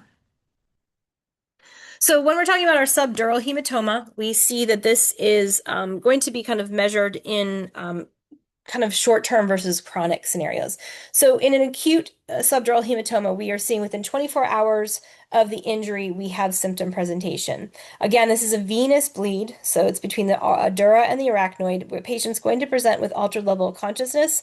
And as we see that bleed continue, the kind of more significant brain kind of neuro presentation is going to increase. So we may have pupil dilation, we may have loss of use of one side, so one-sided paralysis. That is going to be more kind of a quick scenario. With my chronic scenario, we describe it as a slow bleed. Oftentimes, these patients, quite frankly, could be within our alcoholic scenarios where we have just kind of portal hypertension that translate to systemic hypertension. We have little vessels that bleed and break, and they get that slow bleed. This can occur within weeks to months, and not to say that's the only patient category that this can happen to. This could be from a trauma, but it might be the trauma was a little bit more slow in progressing. As we see these progression and symptoms, patients might present more forgetfully, lethargic, so kind of sleepy. They may be irritable. They may start to complain of a headache. And there's your visual, again, of where the bleed is for your subdural hematoma. This is a good visual to talk about the idea of increased intracranial pressure, because as I said earlier, when we're talking about the idea of your cranial cavity, you can see, right, we have basically everything that's supposed to be in there, the brain matter, ventricles, fluid, etc. If I bleed, however, and you can imagine if I then, really start to bleed, and instead of, my bleed starting or stopping right here, if I start to bleed even more and I cause even more significant compression, so all of this area here is red, right? And that means this brain tissue is being squeezed even more significantly. We can see why brain function is going to be very concerning. So when we're talking about our epidural hematoma, this is our arterial bleed. So again, subdural hematoma, if you look at the visual, right, is going to be more of the venous bleed. When we're talking about epidural, we're talking arterial bleed. That is between the dura mater and the skull, typically associated with a skull fracture. So what will happen typically with these patients is we will see they have a loss of consciousness and then they are alert. This is very common in patients, again, in trauma scenarios. Liam Neeson's wife years and years ago, actually not that long ago, but unfortunately had a skiing accident where she did hit her head. She lost consciousness, but came to and was very much aware, and then died, I think, within a couple hours later, as this bleed did progress. So this is what's kind of challenging with some of these traumas is patients may lose that consciousness, but then they come back and they seem like they're okay. Shortly thereafter, we do have that rapid deterioration. So this is why the monitoring of patients who have had any type of head trauma is very critical. Monitoring for those signs of the bleed causing that intracranial pressure increases. So again, everything we've already talked about, the loss of consciousness, seizure activity, drowsiness, changes in vitals, all will be very critical to monitor for. And again, there's just your visual of your epidural hematoma. So here's like our little fracture here, right? And then the bleed that's happening. Okay, so just showing you the kind of differences in that visual there. Now, as I mentioned, during these procedures of kind of assessment during a patient who has had some type of head trauma, the leaking of cerebrospinal fluid, that halo sign is obviously something to monitor for, as well as the seizure activity, preparing for that to potentially happen. They'll often tell you they have a headache, it makes sense, they had trauma to the site. As you have learned, ATI loves late versus early signs. So early sign is typically our changes in consciousness, and by that I mean more kind of like a little bit maybe out of it, maybe a little bit sleepy. As they progress to complete stupor, so they're completely non-responsive, that would be our late sign. So just kind of keep that in mind, that changes in consciousness early on are what we're going to monitor for. Many times these patients will experience nausea vomiting, particularly a projectile vomiting is very common. So just kind of keep an eye for all of these changes. I would assume that you would respond to projectile vomiting, but just make sure, again, even slight changes are something you would want to keep an eye out for. So again, as that ICP increases, you're going to hear me talk about intracranial pressure a lot to the point you're going to be like, shut up, and I get it. But unfortunately, it is such a critical concept to understand, um, not only for the purpose of passing your exam, but because we see this so significantly out in the real world. So, as I mentioned, first sign is typically we're going to see that change in level of consciousness. So, they often will use the word restless. They just kind of get agitated, restless. So, just be aware of that. Again, as they progress to the point of stupor, that is your late sign. And that makes sense. Obviously, brain is not working at all at that point. We may see they have disturbed vision. Maybe one pupil is a different size than the other.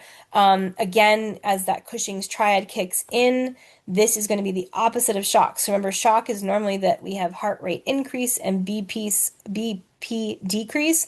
Remember, with our Cushing's triad, we have the BP increase, the heart rate decrease, right? And then that respiratory rate decreases, and it's kind of just all over the place. And there's your visual again. Okay, so, and I'm going to talk again about ICP and Cushing's triad in the classroom. So I want you to be introduced to it, and then we're going to kind of focus more in the classroom as well. Again, just more visual changes that you might see associated with ICP, pupillary changes, slow to react, so what we refer to as sluggish pupils, maybe one pupil's bigger than the other, maybe they don't respond at all. If they are not responding at all, that is not a good sign. Do you remember with our idea of the potential for kind of excess pressure within our cranial cavity? Remember that the endocrine system starts at that cranial cavity. So we've got the hypothalamus and then all of our kind of, subsequent endocrine tissues. So if we have pressure on that site, then certainly we may see that the alteration in pressure may cause issues such as our diabetes insipidus. Remember, DI, dry inside, PPP, so polyuria, very dilute urine, and then that low ADH. And that's all again from the pressure of that brain causing kind of that cascade effect on the endocrine system. There's my Glasgow. Again, not going to spend time there. Just as a reminder, this is something we use quite commonly in our head traumas. And again, making sure we typically are going to put them at the appropriate level, which is my 30 degrees. I have seen questions on ATI where they say something like 30 to 45, so that could also be an option.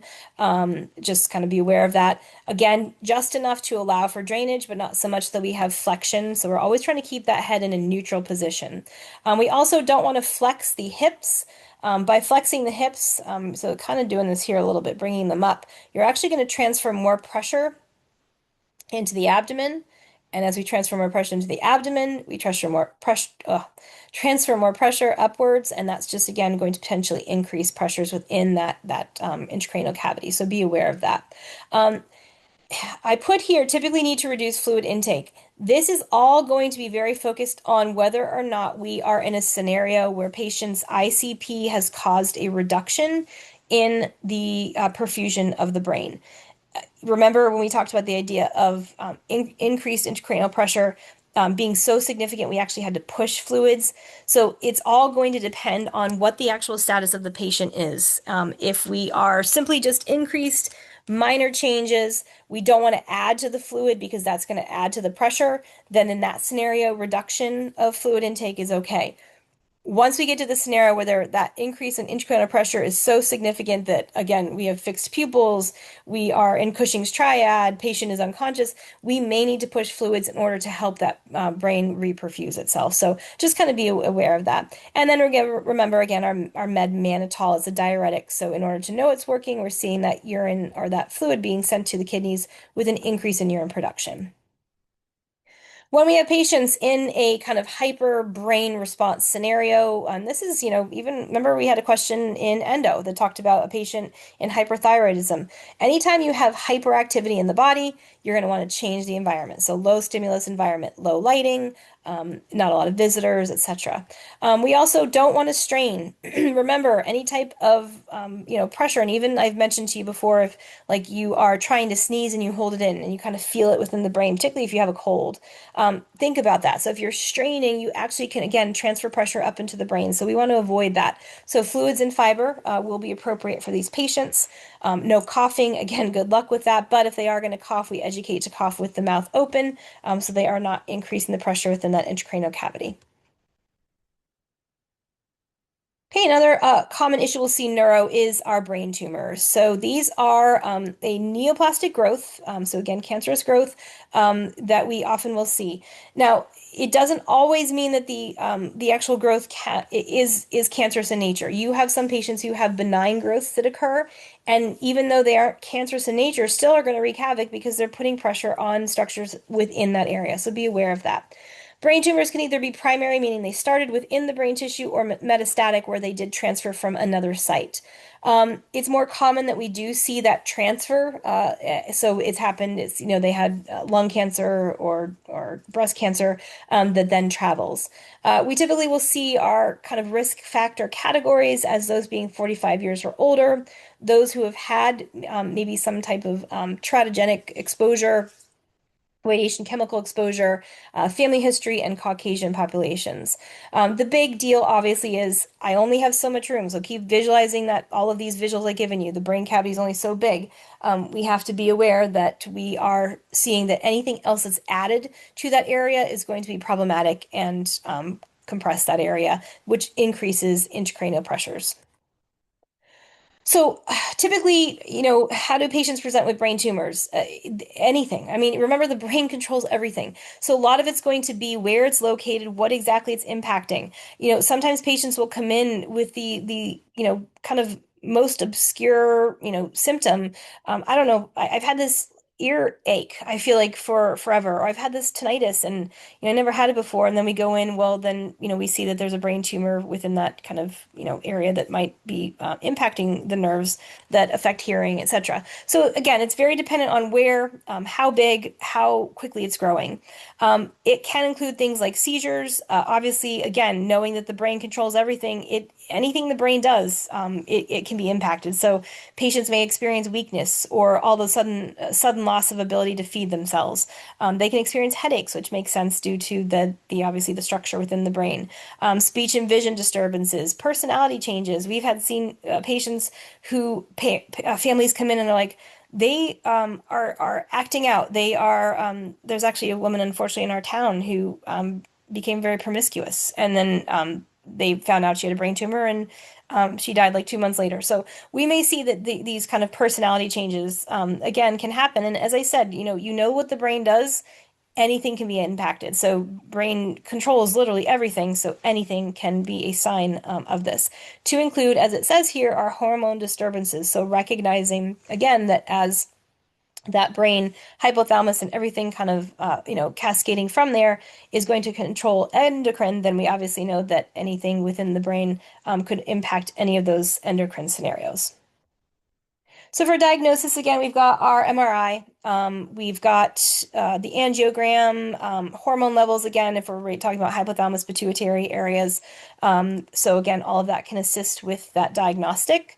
For treatment, it's often scenarios of removal. Sometimes it is at an area that's very challenging to remove, so we may have to use other alternatives that are designed to reduce the size, such as radiation and chemo. Sometimes we do radiation and chemo and then go in and surgically remove it to make it more manageable. One thing to note about the brain, because it is such a vital organ in the body, it needs to be protected. And so, kind of naturally, it's got this very cool, we call blood-brain barrier, which you've heard of before, that doesn't allow a lot of things into the brain because it's a protectant. The beauty of that, again, is that it protects from harm. The hard thing about that with brain surgery, or sorry, brain tumors and kind of, treatment with things like chemo, is that means in order to pass that barrier, we really have to increase the amount of med that we're giving. And as we know, chemo is already something that's very not tolerated very well. So that can be very challenging. And I have had patients who have chosen, after some, maybe even a couple of years that comes back, they don't want to go through it again because it just was so, they'd rather live short term with a better life than that chemo that's just really really knocking them out. We also will work with whatever symptom presentation they're having. So if they are having seizures, we'll give them anticonvulsants, for example. If they are having swelling, again in relation to things like changes in hormone levels, cortisol, etc., then we might use steroids. So those kind of things. Might be used again as kind of adjunct therapy to what actual symptom presentation they are dealing with. All right, disease process. Common infectious process that you'll come across is something called meningitis. It is basically an inflammation of the meningeal coverings, as described, of that brain and spinal cord area. Common area or common population we see this in is our college students, which is why when particularly you live in a dorm, you are required to have your meningitis vaccine. It also, we will see prevention of pneumonia through the vaccination and flu can kind of secondarily control this concern for meningitis because it is going to control the pathogen process that can lead to this inflammation. Short little video there about a college student actually who experienced meningitis and how quickly it can kind of come on, and it really is significant. Obviously, we're talking again about the area of the brain and the spinal cord. So symptoms, classic, really classic presentation, frankly. Headache, photosensitivity, something we describe as nuchal rigidity. So basically where if we ask them to put their chin to the chest, they, because of the inflammation within that meningeal area, they will like scream out in pain and they don't want to move it. So keep that in mind. We also will see that pinpoint rash, which is what this visual is here. And if you were to roll like a clear glass, like a drinking glass, over it, it doesn't go away. It just kind of is there. And then seizure again, and you're seeing seizure, seizure, seizure. If you're not getting the hint, anything in neuro can lead to seizure activity. Um, our other symptoms, hint, hint, these are good to know, our Koenig sign and our Brudzinski sign. So Koenig is basically where we kind of have them bring the, as you can see here, bring the leg kind of up towards their body, okay? And then what the provider is going to have them do is take this leg and swing it out so that basically their leg would be like this, okay? And when they do, they're going to have pain. And again, that movement is causing basically irritation or kind of, it's already irritated, but we're going to further irritate that meningeal area and it's going to really cause some pain. So that's Koenig. I used to remember Koenig because it reminded me of a frog, which is Kermit. And I don't know, stupid things you do in nursing school. But again, Koenig is basically that leg movement, like a frog movement that's causing pain. Brudzinski is where we're going to basically have the patient. So as you can see here, they're going to be normally laying flat. Kind of looks like the visuals when they do the crime shows, right, where they map out the body. So you're gonna have them lie flat. What you're then going to do is you're going to have them flex the neck. So they're gonna flex the neck down again towards the chest area. So that's gonna be that nuchal rigidity. They're gonna have a lot of pain with that. And as a result, they're gonna have this kind of knee-jerk reaction, for a better way to put it, where they're then going to cause knee flexion because they're just gonna kind of pull up in pain. It just hurts. So that's your Koenig and Brudzinski, kind of like the Chavostek and Trousseau, very much associated with meningitis, and you just kind of need to remember them. Now, again, we will use our lumbar puncture in order to grab some of that cerebrospinal fluid and test it for whether or not this patient has a pathogen that is causing meningitis. It is then going to be determined whether or not it is viral or bacterial in nature. For the viral presentation, that cerebrospinal fluid is going to be clear. It's going to have normal glucose levels. Now, remember, this is the fluid that's feeding the brain, so there should be sugar in there because the brain needs that, but it should be at a normal level. There's basically normal protein, there's no bacterium, and we will see an increase in white blood cells. Now, in a bacterial patient, which is much more concerning, that presentation is then going to be cloudy from a significantly elevated white blood cell. It is not going to have much glucose in it. And the reason being is the bacteria is using the glucose, it's feeding off of the glucose, it's absorbing it for itself. So we're dropping the glucose and protein will be elevated. Okay, so that's kind of and then again, a visual for you to see that. So for treatment, goal, let's not get it. So vaccination, again, in your high-risk population, particularly your college-age populations that live in the dorms. If it is bacterial in nature, so remember, that is what we're testing for, we can use antibiotics, so my Mycefin or my Vanco. I'm going to try and control things like our fever. In your bacterial scenarios, it's going to be much higher, so antipyretics. We can use our cooling blankets. We are cautious with those cooling blankets because we don't want to drop them so much that then they start to shiver. If you were ever traumatized as a child and were required to sit in what we call a tepid bath when you had a fever, I don't know if you like your grandparents or my grandmother was a nurse, she was always like, get in the tub when we had high fevers. And it was literally the worst trauma I feel like ever because you were like just so cold and then it was dropping your temperature and you're freezing. The reason we're cautious of dropping temperatures too quickly is as that shivering is happening. Again, that is increasing metabolic activity, increasing the use of O2, increasing glucose use, and we're already kind of having that issue within the brain. So just be cautious of that. And then for our meningitis treatment, just remember your droplet precautions, okay? Again, as these patients will be on a scenario where they are kind of hyper responsive within the brain activity area, we want to make sure we're keeping them in a dark, quiet environment. Potentially, there will be seizures, so seizure precautions, pain management with analgesics, corticosteroids such as Decadrone to reduce inflammation, antiemetics, because again, we will often see with that brain kind of being irritated, that emesis center kicking off. And again, isolation. So making sure we're utilizing that drop of precaution. Now, another kind of similar category, something we refer to as encephalitis, but this is inflammation of the brain. The care is going to be very similar to the meningitis patient, but we're going to add here these patients may actually require respiratory support. Again, it could be bacterial or viral in nature, which changes the way we treat them. Please, please remember, if it is bacterial, yes, we can use an antibiotic. If not, we cannot. So keep that in mind. You have or will see questions sometimes that will say patient has viral encephalitis or meningitis, which of the following interventions would you expect? And maybe they throw an antibiotic as part of the select all, do not choose it. Again, steroids will assist with the reduction itis. Anytime you see that, that steroid use is potentially going to be helpful in that scenario. All right, Guillain-Barré. This is a kind of really crazy, kind of really neuro disorder. It is and I say crazy because it really can take patients who are extremely healthy and put them to the point where they end up needing actually rehab and therapy in order to learn how to walk, eat, etc. So this is a rapid onset. And what happens is basically the patient has an infection. So maybe they have the flu, some type of respiratory virus, cytomegalovirus. And all of a sudden they have this sudden scenario where that kind of autoimmune response, yes, it attacks the flu, the respiratory virus, whatever we're dealing with, but it also actually attacks the peripheral nervous system.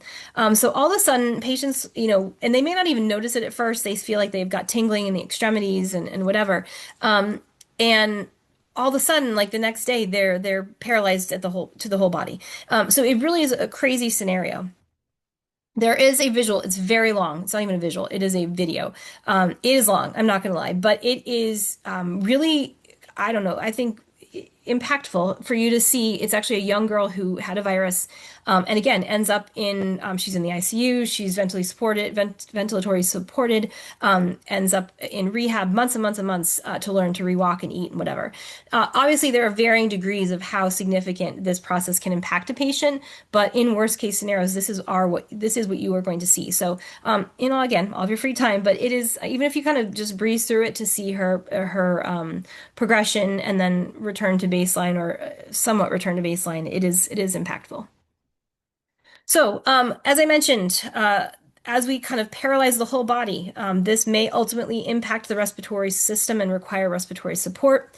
So you're going to want to make sure we have airway equipment and suction by the bedside. Remember that in order to make sure we understand whether a patient might need suctioning, we're assessing that respiratory status. Restlessness is one of the first signs, hint, hint, of that respiratory compromise, and we talked about that in our respiratory chapter, but that's just a review. Again, this is maybe scenarios where patients, their heart rate starts to go up because they're not oxygenating. The heart thinks if it works harder and pumps the blood around more quickly, we'll get oxygen to where it needs to be, but it doesn't have the oxygen, so we do need to do that suctioning. We might hear the respiratory system being compromised through the sounds of crackles, whether we hear it just walking in the room and or through the use of our stethoscope, and then respiratory use of accessory muscles, abdominal breathing, use of shoulders, etc. So for treatment, we're actually going to use something called plasmapheresis. This is basically where we are going to take the plasma, we're going to remove those antibodies that are attacking the body, and then we might use immune globulin therapy. Prognosis, most of these patients do recover fully. Typically, what we'll see as a progression is the first 2 weeks, the condition increasingly worsens. Then, at about 4 weeks, we see kind of the worst of the worst. And then we're looking at about 6 to 12 months for patients to fully recover. We had a girl here in Ellington, high school girl, high school swimmer, who ended up with this, and she was an extremely strong athlete. And again, had to kind of work to be just able to feed herself, dress herself, and ambulate. So again, it's quite an interesting process. All right, ALS. I think we all became familiar with this, quite a few years ago. You guys might not remember for the younger ones, but through the use of things like the Ice Bucket Challenge. ALS has certainly gained more attention, and obviously most recently, if anyone's a fan of the medical dramas, McDreamy, McSteamy, Grey's Anatomy, unfortunately lost the actor to ALS, and again was a very quick progression. So it's amyotrophic lateral sclerosis, and basically it is a progressive neurodegenerative disease. By progressive, it means as of right now, anyways, we have no treatment, we have no way to reverse it. It affects nerve cells in the brain and the spinal cord, and basically the brain then can't control any muscle movement at all. Early signs patients may not even notice. They may be like having little issues of falls, they're a bit clumsy, they can't hold on to things. Ultimately, it progresses to them not being able to speak, eat, or breathe on their own. I think one of the hardest things about ALS is the fact that patients do not lose their intellectual capacity, so they are completely aware of what is going on. And obviously, I think that to me, to know that your body is just dying off and there's nothing you can do, I think would just be awful. And certainly the risk for depression is high, very high in this population. Typically, we're seeing a life expectancy of about 2 to 5 years after the diagnosis, but there are many patients who have lived for years and years and years with it. It just kind of depends on patient makeup, just kind of, again, which is really the focus of a lot of our studies to find out why some people are able to live longer than others. So typically we will see, in terms of diagnosis, the symptoms presentation that they're telling us about, the use of our electromyograms. We're going to take that cerebrospinal fluid as a sample. We're going to see CK. So remember how we've talked about CK and B and those kinds of things. Our creatinine kinase level. This is obviously a level that's elevating with muscle injury, which is why we look at CK and B in a heart attack. We know that there's muscle damage. So here we're seeing just kind of general muscle injury, and if that number is elevated, that does tell us that this is kind of this ALS process. We're going to biopsy a muscle, and obviously we can see as a result of that our atrophy of muscle as it's not being used. Now, as I said, right now, unfortunately, and although we have had significant kind of progression in terms of awareness. First of all, years ago we didn't even know who or what this actual disease process was, and now through kind of high profile patients such as Eric Dane, as I mentioned from Grey's Anatomy, we have had more attention turned to it. We've had more fundraising turned to it to hopefully get some additional research to identify what's going on. But as of right now, no cure. So the focus is symptom management. That includes things like PT, OT, speech, recognizing that as eating becomes a concern, we're airway focused. So precautions, safety precautions when eating and feeding. Some patients will choose to go to a tube feed as a result of that. The use of things like muscle relaxants, because a lot of times patients will tell you it's kind of uncomfortable. So baclofen, remember baclofen is very commonly used for muscle pain, particularly in the back, and that's always I kind of remembered it, baclofen. But they can use this in this as well. There's also a med riluzole. This is basically going to slow the damage that's happening to those motor neurons. Again, very long, a lot of musculoskeletal neuro stuff that have some really interesting documentaries. So this is again a very long documentary. again, I like it because it does show you patient perspective. And I feel like, we can talk about the symptoms and diagnosis and all these things, but as a nurse, we really have to be aware of, what this means for the patient. So, kind of an interesting documentary. It follows three patients who have ALS, and this is older. So, I believe all of them have passed away. There was a pastor in it that lasted for quite a few years, but, and it presents differently in all of them. There's a dad, for example, who still, at the time of the documentary, still had use of his legs, but he couldn't move his arms.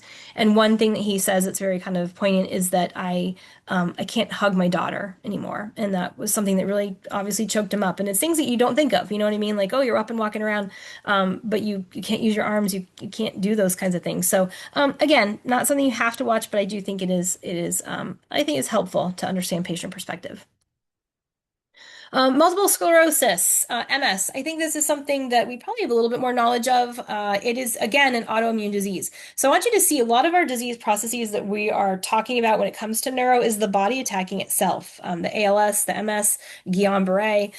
So MS is basically where we are going to have this autoimmune response that is chronic and degenerative. So it is not going to, there's nothing we can do to cure it. And what it's causing is a breakdown of what we call myelin, the myelin sheath. So if you can kind of think of the myelin sheath as if when you plug anything into the wall. So if you have your phone cord or your charger for your laptop, the black kind of plasticky stuff that surrounds the wiring, that's like your myelin sheath. It protects the kind of wires within that area. And what you're kind of thinking of in the patient or in our bodies in general is that myelin is the protective sheath, and underneath that are those little kind of neurons that are protected by this. And that myelin sheath allows that kind of impulse to go from neuron to neuron to neuron without being interrupted. It kind of keeps everything enclosed. In our MS patients, we're breaking down that black, plasticky kind of outer wiring cover. It's not black in the patient, but I'm just referring to that in our plugs. But that's what you're going to see is breaking down. As a result, we don't have that kind of normal neurotransmission. It's referred to as sclerosis because that scar tissue is replacing that good, healthy tissue. In that scenario, the nerves can no longer talk, and that's what we're going to see that kind of presentation in terms of what we will see decline in the patient. Now, if you know anyone who has MS, if you've had a patient who has had MS, you understand it can be very different in terms of patient presentation from patient to patient. And that is because obviously when we're talking about neurons, they all have so many different functions. And so each MS patient might have a certain area that's being impacted, and that's where their presentation will come from. We will have these scenarios for these patients where they have good days and bad days. We describe that as remission and exacerbation. And again, unfortunately, there is no cure. So, as I mentioned, it impacts each person differently. We often will have common symptom presentation, things like muscle weakness that relate to falls. So, a lot of times patients will start out that way. Respiratory infections because they're not able to kind of have a good normal, respiratory function. Constipation, again, nerve muscle. We're seeing that inability to kind of move things along. So kind of just be aware of that vision changes also. Anything a nerve can do can be impacted by MS. I again gave you a little short, this one's short, I promise, not like the last documentary I mentioned, but this is a girl who was on So You Think You Can Dance, that show many years ago, who as a little girl remembers telling her mom, I have sparkles on my feet. And she was a dancer, so she just kind of thought, I don't know if anybody danced, but it can be very painful. And she said, I kind of just danced through the pain. I just thought it was dance pain. She ended up being diagnosed with MS. But as a very common symptom, patients will often present with kind of that numbness or tingling related to that nerve damage. So again, as you can see here, the type of symptoms of multiple sclerosis are as wide spectrum as really anything a nerve can do. So head to toe vision problems, depression, thinking, mental state, fatigue, falls, muscle weakness, bladder, bowel dysfunction, ambulation difficulties, cognitive difficulties. So making sure that we understand that, you really have to be aware that this is a head to toe scenario, and how to best work with that patient is really to know what their symptoms are, and how to best manage them. Now, one thing, as I mentioned, this is a good day, bad day infection process. So we will often see that the exacerbation periods can be kicked off by certain things. So sometimes we'll see that patients will have frequent infections that kind of kick this off. They may have stress that kicks it off. One very common one that ATI and NCLEX loves is temperature extremes, so being very cold or very hot, smoking, poor diet. So, a lot of it's just kind of good health maintenance, avoidance of infections, regular sleeping patterns, avoidance of stress. Eating well can certainly help to prevent the exacerbations. It does not mean we are going to completely eradicate them, and we don't want our patients to blame themselves. So if they get sick and then they have an exacerbation and they end up in the hospital, they're going to become oftentimes very frustrated. They're going to become depressed, and we want to kind of support them through that. So be aware. Another thing that you'll often see is childbirth, and again, that's certainly an area of significant stress, both mentally and physically. There are varying kind of questions that might talk to you about how to work with patients in relation to the desire to reproduce. Referrals to specialists certainly is going to be high up on your list. And remember, in our NCLEX world, we're never going to say never, at least in most cases, we're not. So saying things like, oh, well, you shouldn't have children, that's a terrible idea, would never be a response. But again, referring to the appropriate specialists and making sure we're monitoring during that reproductive period is very critical. For diagnosis, again, our MRI, this will actually help us visualize that demyelination of that myelin sheath, so that kind of breakdown and replacing of the good tissue with scar tissue. Our lumbar punctures, we actually can pull from our cerebrospinal fluid and identify whether or not we have MS antibodies, so those antibodies that are attacking the body within that cerebrospinal fluid. Remember to follow all of your lumbar puncture kind of post-procedural scenarios. And then our EEG, again, seeing do we have that kind of normal neuro response. Now, as I said, MS impacts every system, and therefore we really need to have an all-encompassing health team that's going to be focused on maintaining the optimal outcome for the patient. We talked about the idea in even Health Assess and again in funds. You never want to take away from a patient what they can do for themselves. But we want to optimize the scenario and give them the supports that they need. And that means they're going to need really someone from every discipline. So that means our neuro, our mental health, our therapy, OT, PT, speech, our nursing. It may, again, depends on patient, but it may involve a kind of spiritual component. So make sure you're involving everyone that's going to, again, optimize this patient, as this is going to be a long life process. For medications, again, just as the, symptom presentation and kind of patient presentation varies, you're going to see that these medications that are utilized are going to be quite the spectrum. We're going to see our interferons. This is going to focus on improving our immune response, so the body's not so kind of, able to attack itself. We might see where we have the kind of anti-inflammatory approach where we want to tell the body, calm down in your inflammatory response. So things like our prednisones. Remember, again, this is a steroid, all of the kind of potential negatives that come along with that, but those are basically designed to tell the body to chill out, don't attack itself. Your immunosuppressant meds such as Imuran will do the same. You've got your Tecfidera, you've got, again, your muscle relaxers. Again, some patients will have issues with that kind of tightening of muscles, so baclofen. And then nerve medications that kind of calm down that pain response, such as Neurontin. These are just one of many, guys. There are, and MS is one of those areas that is, thank goodness, having such a focus in terms of research and, medication development. So you're going to see this will change significantly. I try and focus on what ATI's med kind of list tends to be, but please know out in the real world, you will probably see many, many more. Okay, another concern in our kind of neuromusculoskeletal scenario is our myasthenia gravis. So, just as it's described, so mya, remember muscle, myo, gravis is grave. So this is grave muscle weakness. And every time you think muscle weakness, I want you to think all those things we've talked about over and over and over, from our Guillain-Barré to ALS to MS, now to MG. Muscle weakness, falls, safety, breathing, all the things that muscles control can be problematic. So again, this is another chronic scenario. So unlike Guillain-Barré, which can be reversed and treated, this is one that is going to be chronic and progressive. What we're going to attack here is our acetylcholine receptors. So remember, with our MS, we're looking more at the idea of our myelin sheath. Here's the acetylcholine receptors. So what we're going to see is this causes weakness in the skeletal muscles. So skeletals are a big focus here. So patients can't move extremities and eventually can potentially have issues with respiratory. One of the kind of early signs that we'll often see is the idea of our droopy eye, what we refer to as ptosis. So the P is silent. So that's kind of our visual here. So they really can't open up those eye muscles or move those eye muscles as they need to. So, just as a quick review for AMP, remember that basically when we have the normal nerve muscle kind of connection, we are going to see that acetylcholine, which is that neurotransmitter, is going to be released from the nerve.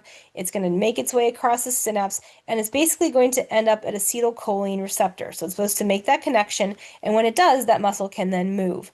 What we're going to see in our myasthenia gravis is that the receptors are what's attacked. So as in MS, we were attacking the myelin sheath that then doesn't allow the insulation, allow the neurons, transmission to continue. Here, we're going to take out that receptor so that that neurotransmitter cannot make the muscle do what it needs to. And as a result, obviously, that's where we get that kind of concern and presentation of muscle weakness. As I said, the eyelid is a very kind of hallmark sign of this diagnosis. And so, what they will actually do is an eyelid droop test.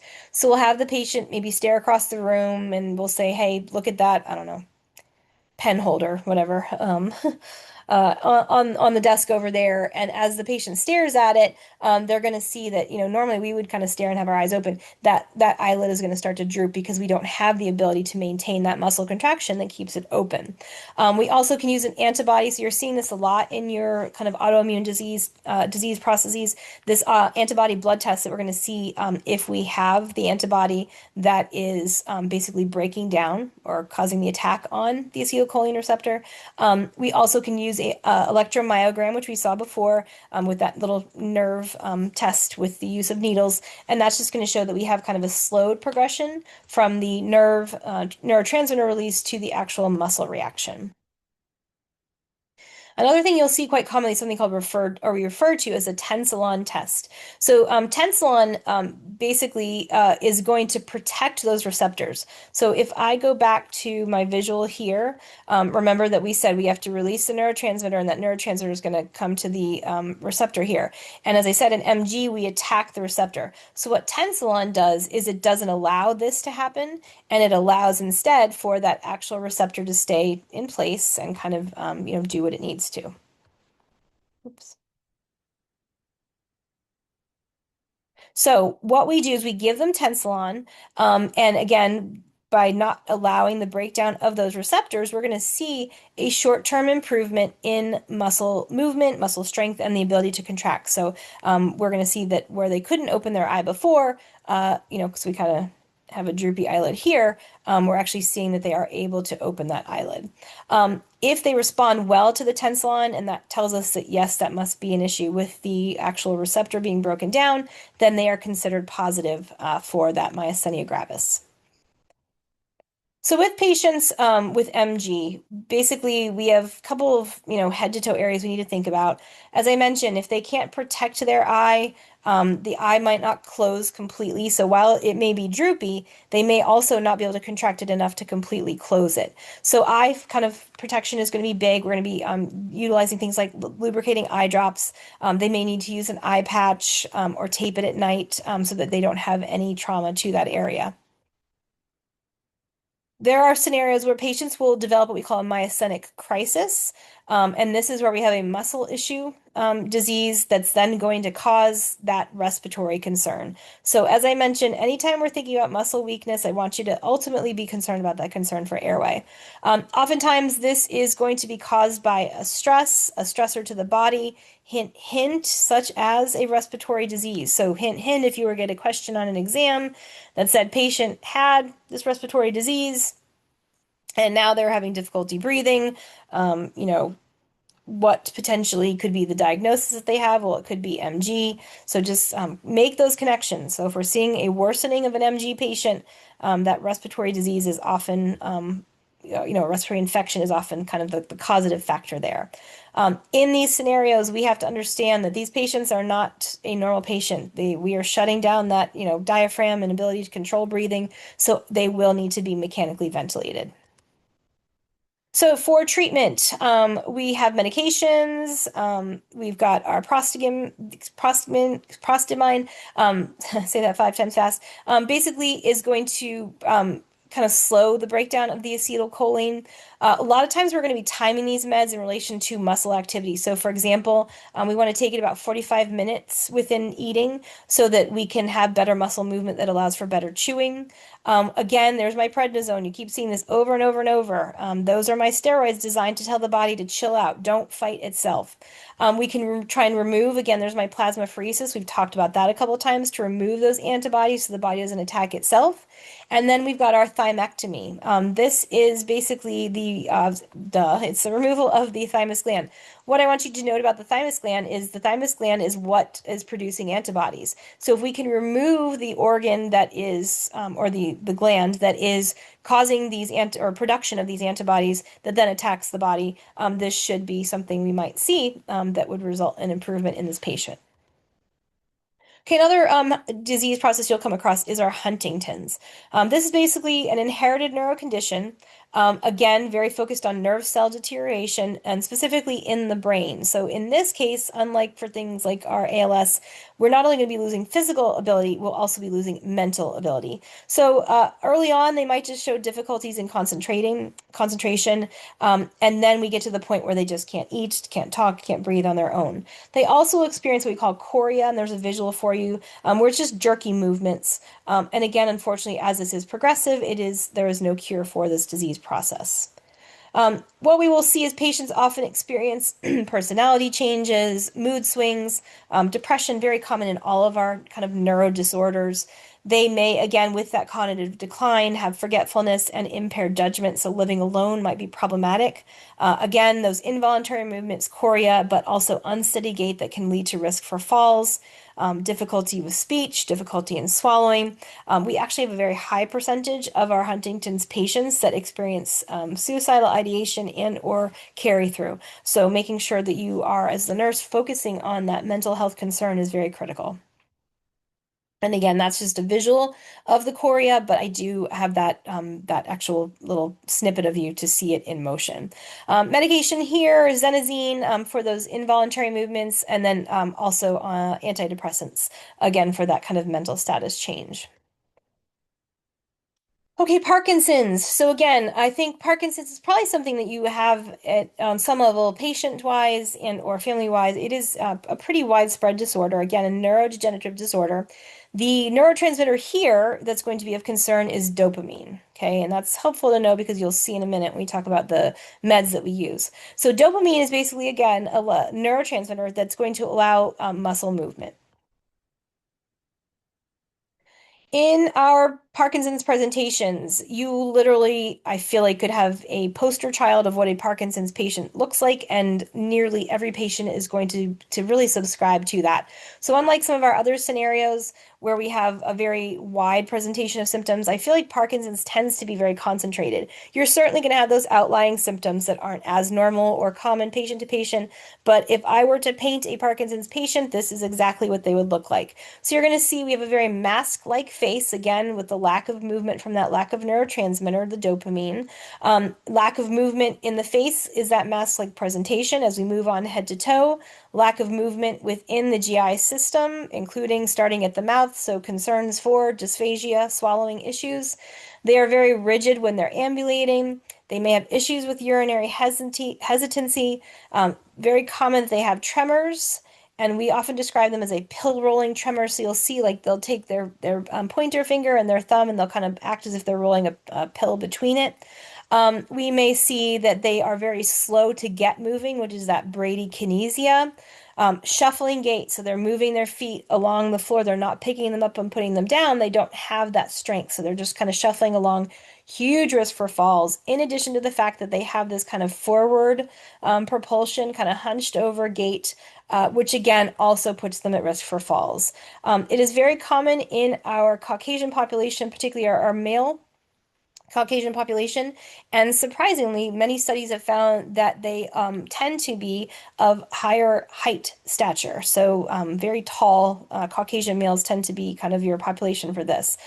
In many of our populations or patients that I've dealt with in Parkinson's, they often are this male that's just towering. And then they have oftentimes these wives that are teeny tiny, and I've had them, taking care of them at home. And it's such a challenge because if they're already just tall and hunched over and potential for falling forward, and you've got this tiny little female trying to take care of them, it can be very, very stressful and huge concern for injury to both patient and caregiver. So again, there's just a list of one of those lists that I already talked about. The only thing I want to add here is the hallucinations. Now, again, this is one that's not going to be in every patient category, but a lot of your Parkinson's patients will experience these. My father-in-law was diagnosed with Parkinson's and actually passed away very quickly from it. And we were down in Houston visiting him, and he was yelling at my husband, saying, "The dog's water is boiling. It's boiling. Stop giving the dog boiling water."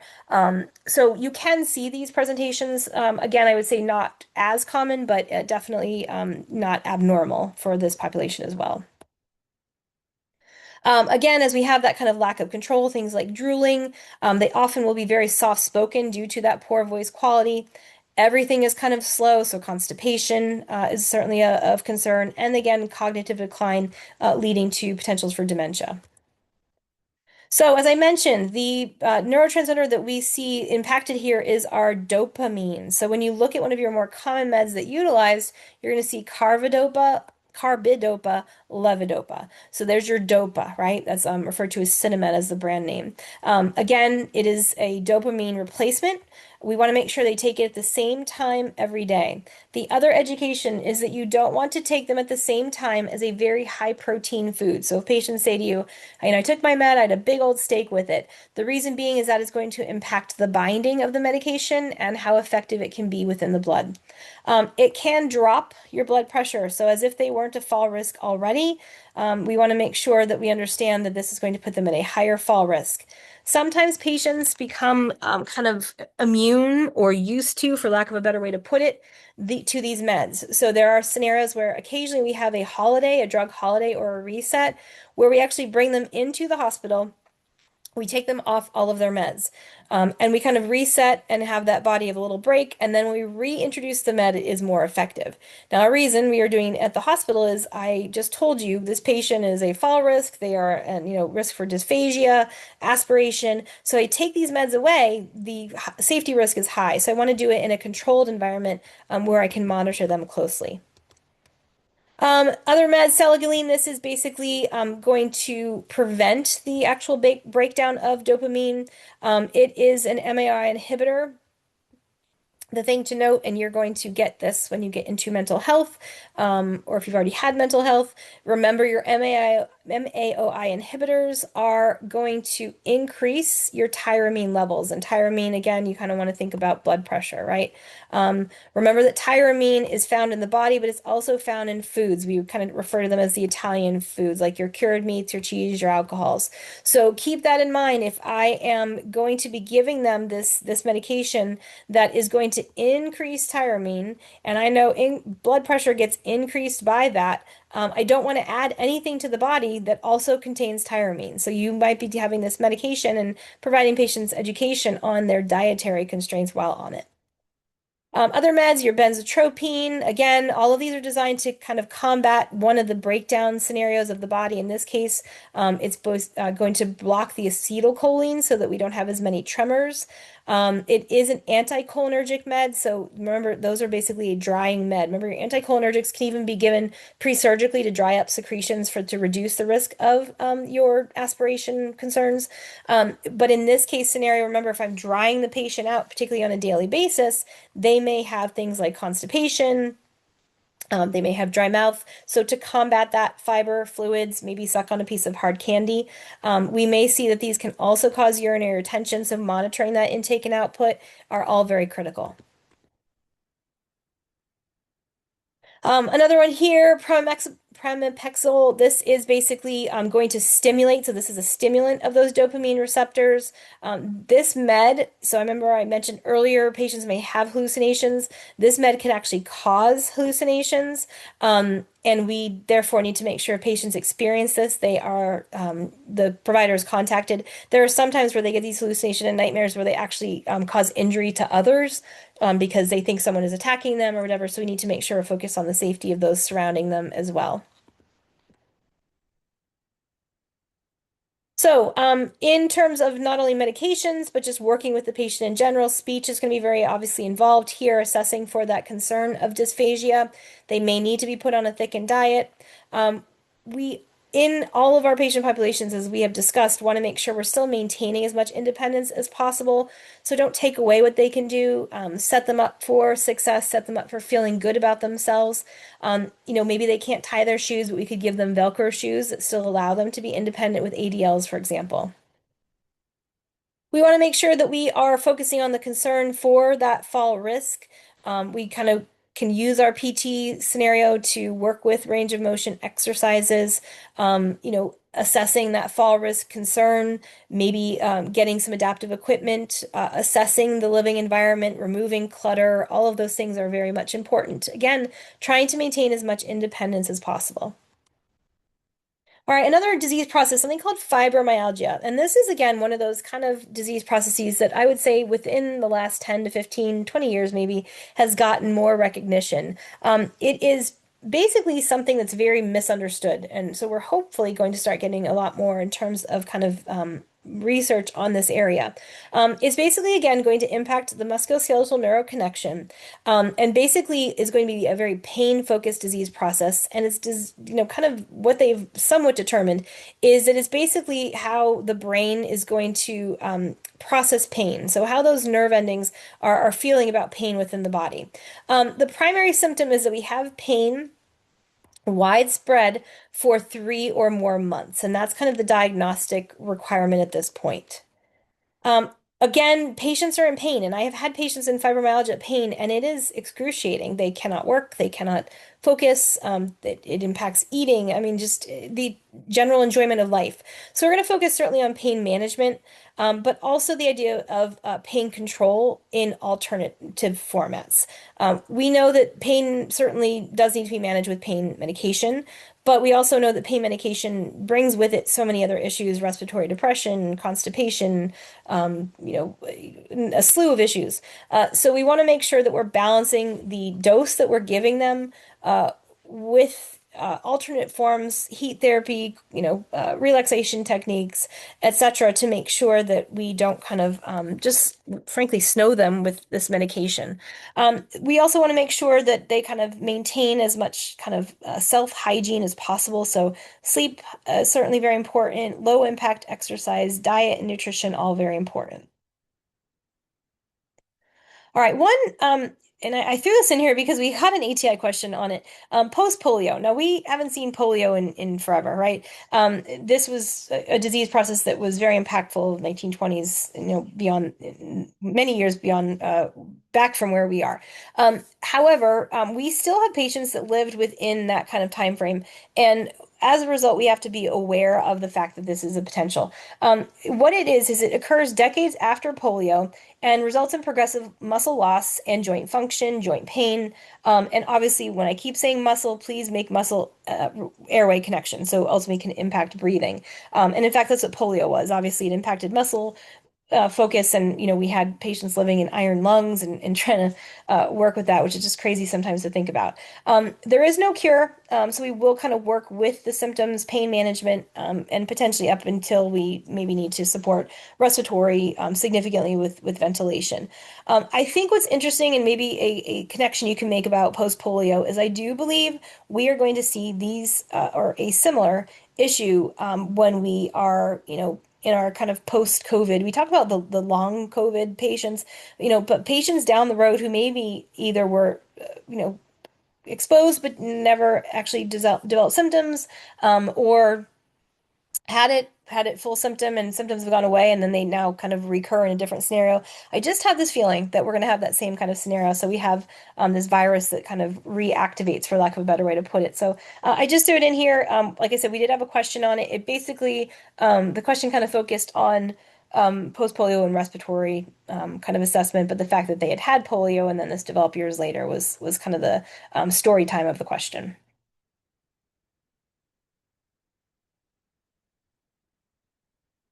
Okay.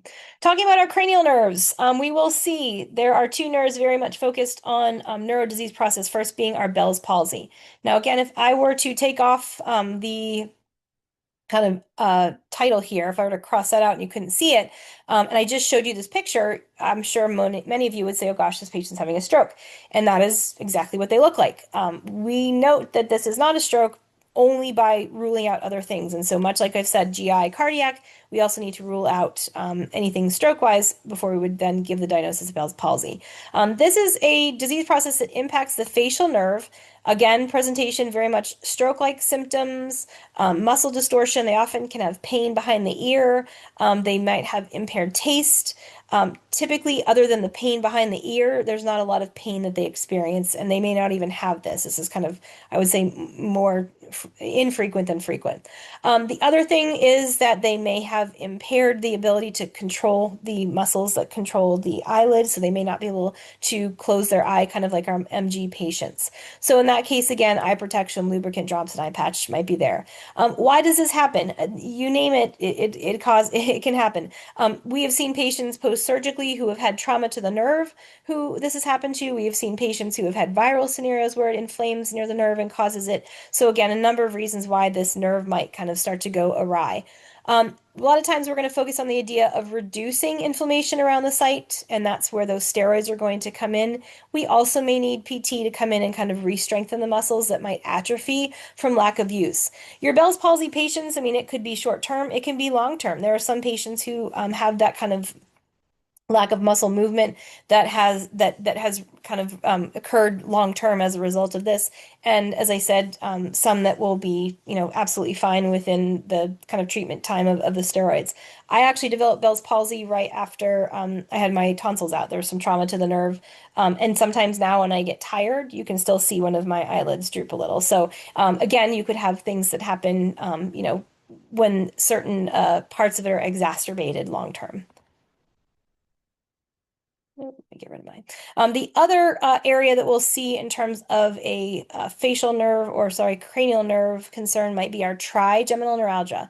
So I put a trident here. I want you to think of a trident to the face, which sounds awful, but we'll see our trigeminal neuralgia is basically where we do have the fifth cranial nerve is impacted.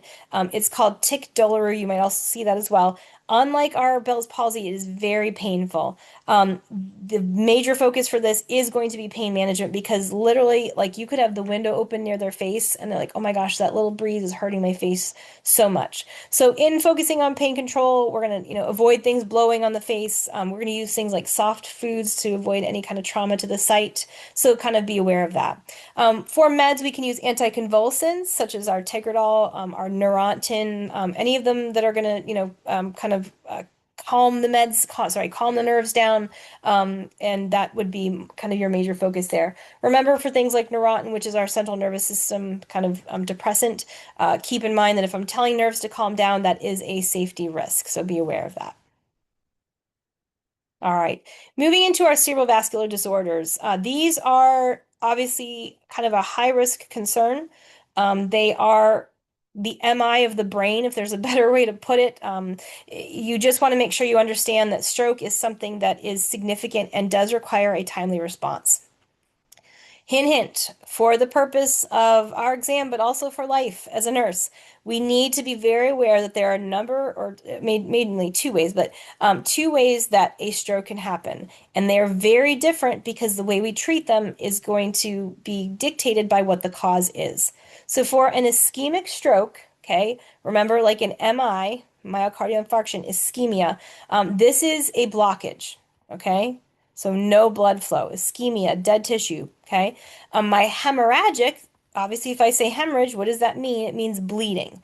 So one is going to be caused by a clot and it's a blockage, and one is going to be caused by a bleed. Okay, and that's the major difference I want you to kind of make sure you do understand. So as I said, ischemic, think clot. We are depriving the brain of its blood supply. Sometimes it can be thrombotic happening within the brain itself. Sometimes it can be something that travels. So we had an embolus somewhere else and it traveled to the brain. Think of AFib. My hemorrhagic, the very opposite. Think bleed. Even if you go back to our cardiac chapter that we talked about, remember I said risk for DVT versus having a DVT. Risk for DVT means I get you up, I walk you around, I give you Coumadin. The actual having of a DVT is obviously I don't want you getting up. I want to make sure that you are not potentially dislocating that clot and having it travel. So this is the same idea here. A clot that's causing a bleed, or sorry, a clot that's causing a stroke is going to be something I want to make sure I treat a certain way, whereas a bleed is going to be treated a very different way. And if I try and treat, for example, a hemorrhagic stroke the same way I do ischemic, I'm going to kill my patient. All right, and again, just more visuals here. So the big thing to remember with my ischemic stroke is that I am impairing blood flow, therefore impairing oxygen and glucose delivery to the brain. Ultimately, if they continue to stay in that state, they will have loss of brain function and death. And again, a little visual for you there. So, in terms of everything else, in terms of what causes the actual stroke, a lot of your risk factors are going to be the same, whether it is a ischemic or hemorrhagic stroke. So you're going to see things like diet, exercise, obesity, smoking, medications like birth control pills, hypertension, alcohol use. All of these things are still going to contribute to the concern of a stroke, regardless of why the stroke happens, whether it be a clot or a bleed. Do remember that we note that stroke, just like anything cardiac, can be non-modifiable or modifiable. We can change things like hypertension. I had a student ask a question a little while back. Well, hypertension can be, familial or genetically linked, and that's not wrong. But remember, just because we're given something doesn't mean we can't change it. The risk is there, but we know that I can, avoid the actual issue with hypertension, for example, by reducing sodium intake, exercising, watching stress, etc. So keep that in mind. My non-modifiables, again, are things that I can't change: age, gender, heredity, prior stroke, or heart attack. Those are things that cannot be changed. As we've had a discussion in the past, gender, yes, can be changed, but they do believe there are still chemical components of a particular gender that are present, even with gender reassignment surgery. So just kind of be aware of that. With our female populations, we also add things such as pregnancy, oral contraceptives, and hormone, particularly estrogen replacement therapy, as concern for higher risk of stroke. When patients come in, we are going to assess for their stroke risk. And as you can kind of see, it's pretty self-explanatory. The more risks that they have, the higher risk factor they are. They use in one of these here, couch potato, right? As if they don't do any exercise, where if they have some exercise, they're more in the yellow, and regular exercise in the green. So again, we're going to add up all of our risk factors, and it will tell us whether or not we are kind of focused on concern for a stroke at present, or do we just need to provide education on maybe improving lifestyle modification, and or can they stay on their green path and continue as they are?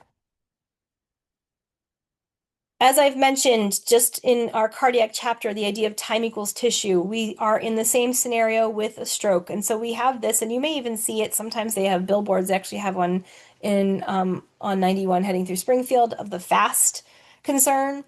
These are just some key risk factors, or I should say symptom presentations, for alerting us to the fact that the patient might be having a stroke. So each of these represent a kind of area of assessment. Face, again, if you ask them to smile, is it uneven? Arm, if you have them hold up their arm, does one of them drift? Speech, do they have any signs of impaired speech? Can they find words? Can they repeat what you tell them? And then time. Time equals tissue. So if any of these concerns are present, you want to go ahead and call 911 and get them to a stroke center ASAP. In addition to that fast protocol, you're going to see things like numbness or weakness, confusion, change in vision, etc. Please note that in all of these, I have the word sudden in front of all of them because these are the concerns when patients are working just fine, brain is kind of doing what it's supposed to, and boom, whether it's due to a bleed or a clot, all of a sudden the brain is deprived of what it's needed, and then all of the functions that it's normally responsible for cannot happen. So, our first here is our ischemic stroke. Now, there is a subcategory of our ischemic stroke called a transient ischemic attack. This is, I want you to remember transient as temporary. So, this is where patients obviously are at risk because this means that there is some kind of, partial blockage that's impairing blood flow. When this kind of scenario happens, they have a temporary neurodysfunction. It can be as short as a few minutes and last up to a few hours. Again, it's still a blockage, and I'm still having a scenario where I kind of temporarily shut the brain down of what it needs, and then temporarily the brain can't do what it's supposed to. So these patients still may present with that stroke scenario with confusion and or word finding issues. And then sometimes it happens and it goes away. And so patients and or families are like, oh, that was weird. I'm not going to think too much of it. The reality, however, is that this is a warning sign. One third of the patients who experience these TIAs, is what we refer to them as transient ischemic attacks, will translate to having a full-on stroke within 5 years of this episode. So we don't want patients to kind of ignore this. We want to make sure they are telling us about these. They should seek medical care so that we can assess and as anything that we can do to prevent that translation to a full stroke. So again, TIA symptoms are stroke symptoms. That dysphagia, sometimes they have tinnitus, they have trouble speaking, that dysarthria as they can't kind of make the formation to make words. Again, it could be significant in terms of presentation, or it could be very minimal and could be transient. Within minutes, it's gone. So, in that scenario, it can be challenging to diagnose because if it has resolved, the MRI may or may not show that kind of blockage for that short period of time. So whether or not we can capture it is going to be challenging. However, again, education and or potentially pharmacological intervention, perhaps they need to use a medication that's designed to reduce clotting, etc. That is something that we can do for these patients. So, again, as they're experiencing this and the brain is short term, maybe not doing what it's supposed to, airway is always going to be our major focus. Then we are going to certainly focus on the idea of reduction of risk factors so that they don't translate into a full stroke. And this, as you can see, neuro, in this case, neuro and cardiac go hand in hand. The idea of weight loss, healthy diet, smoking cessation, all those same cardiac kind of preventative factors will fall into play here. They may be placed on a daily aspirin, and that's what I was mentioning. If patients come in and they have these TIAs, this tells us cardiac-wise we have a problem. So what do we need to do for prevention? And sometimes that 81 milligram a day aspirin can do worlds of good for them. We also want them to know, though, if the concern is a clot, this aspirin is appropriate. However, if we are worried about the hemorrhagic type of stroke, this would be contraindicated. So do you understand what I'm saying here? Please know what you're dealing with, whether it be a clot-related stroke or a bleeding-related stroke. Please remember, anytime we start patients, and this is something to think about because as we move forward in our ischemic stroke conversation, we're going to talk about medications that are designed to reduce clotting. So always review, going back to Health Assessment Funds and Pharm, those bleeding concerns, signs of excess bleeding, medication categories that put us into that area. Coumadin, aspirin, Plavix, for example, all are of concern. So monitor, again, those signs of bleeding, excess bleeding, bruising, potential for nosebleeds, tea-colored urine, etc. Now, with my higher level concern is my cerebral vascular accident.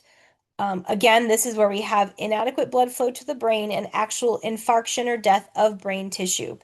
If we do not get the patient in, and this is where this time equals tissue concern comes into play, we may not be able to reverse that damage, and the effect of the stroke will be long lasting. And therefore, if they experience right-sided weakness, they may never ever get that complete right side use back. So keep that in mind. The other thing to note is our CVAs are the number three killer in the US, and it's the leading cause of disability. So please have an understanding that if you are in a community, even if with your family, this is education that should happen, that if patients experience these symptoms, it's not a bother, bring them in. We'd rather have it be something not major. Maybe they're having a Bell's palsy, but we'd rather have that than have them have long-term concerns from this issue. So again, diagnosis, we're going to look at the tissue with this CAT scan. This is also hint, hint, going to determine whether or not we have a clot or whether we have a bleed, and that will then determine how we intervene for the patient. Please, please, please note that. So CAT scan is always going to be our first step. We also might utilize now kind of making our connections between cardiac and neuro and EKG. And we're saying, wait a minute, we're talking brain. Why is that? Well, remember when we talked about the dysrhythmia atrial fibrillation? That is where the atrium basically quiver and aren't good at putting out blood into the ventricles.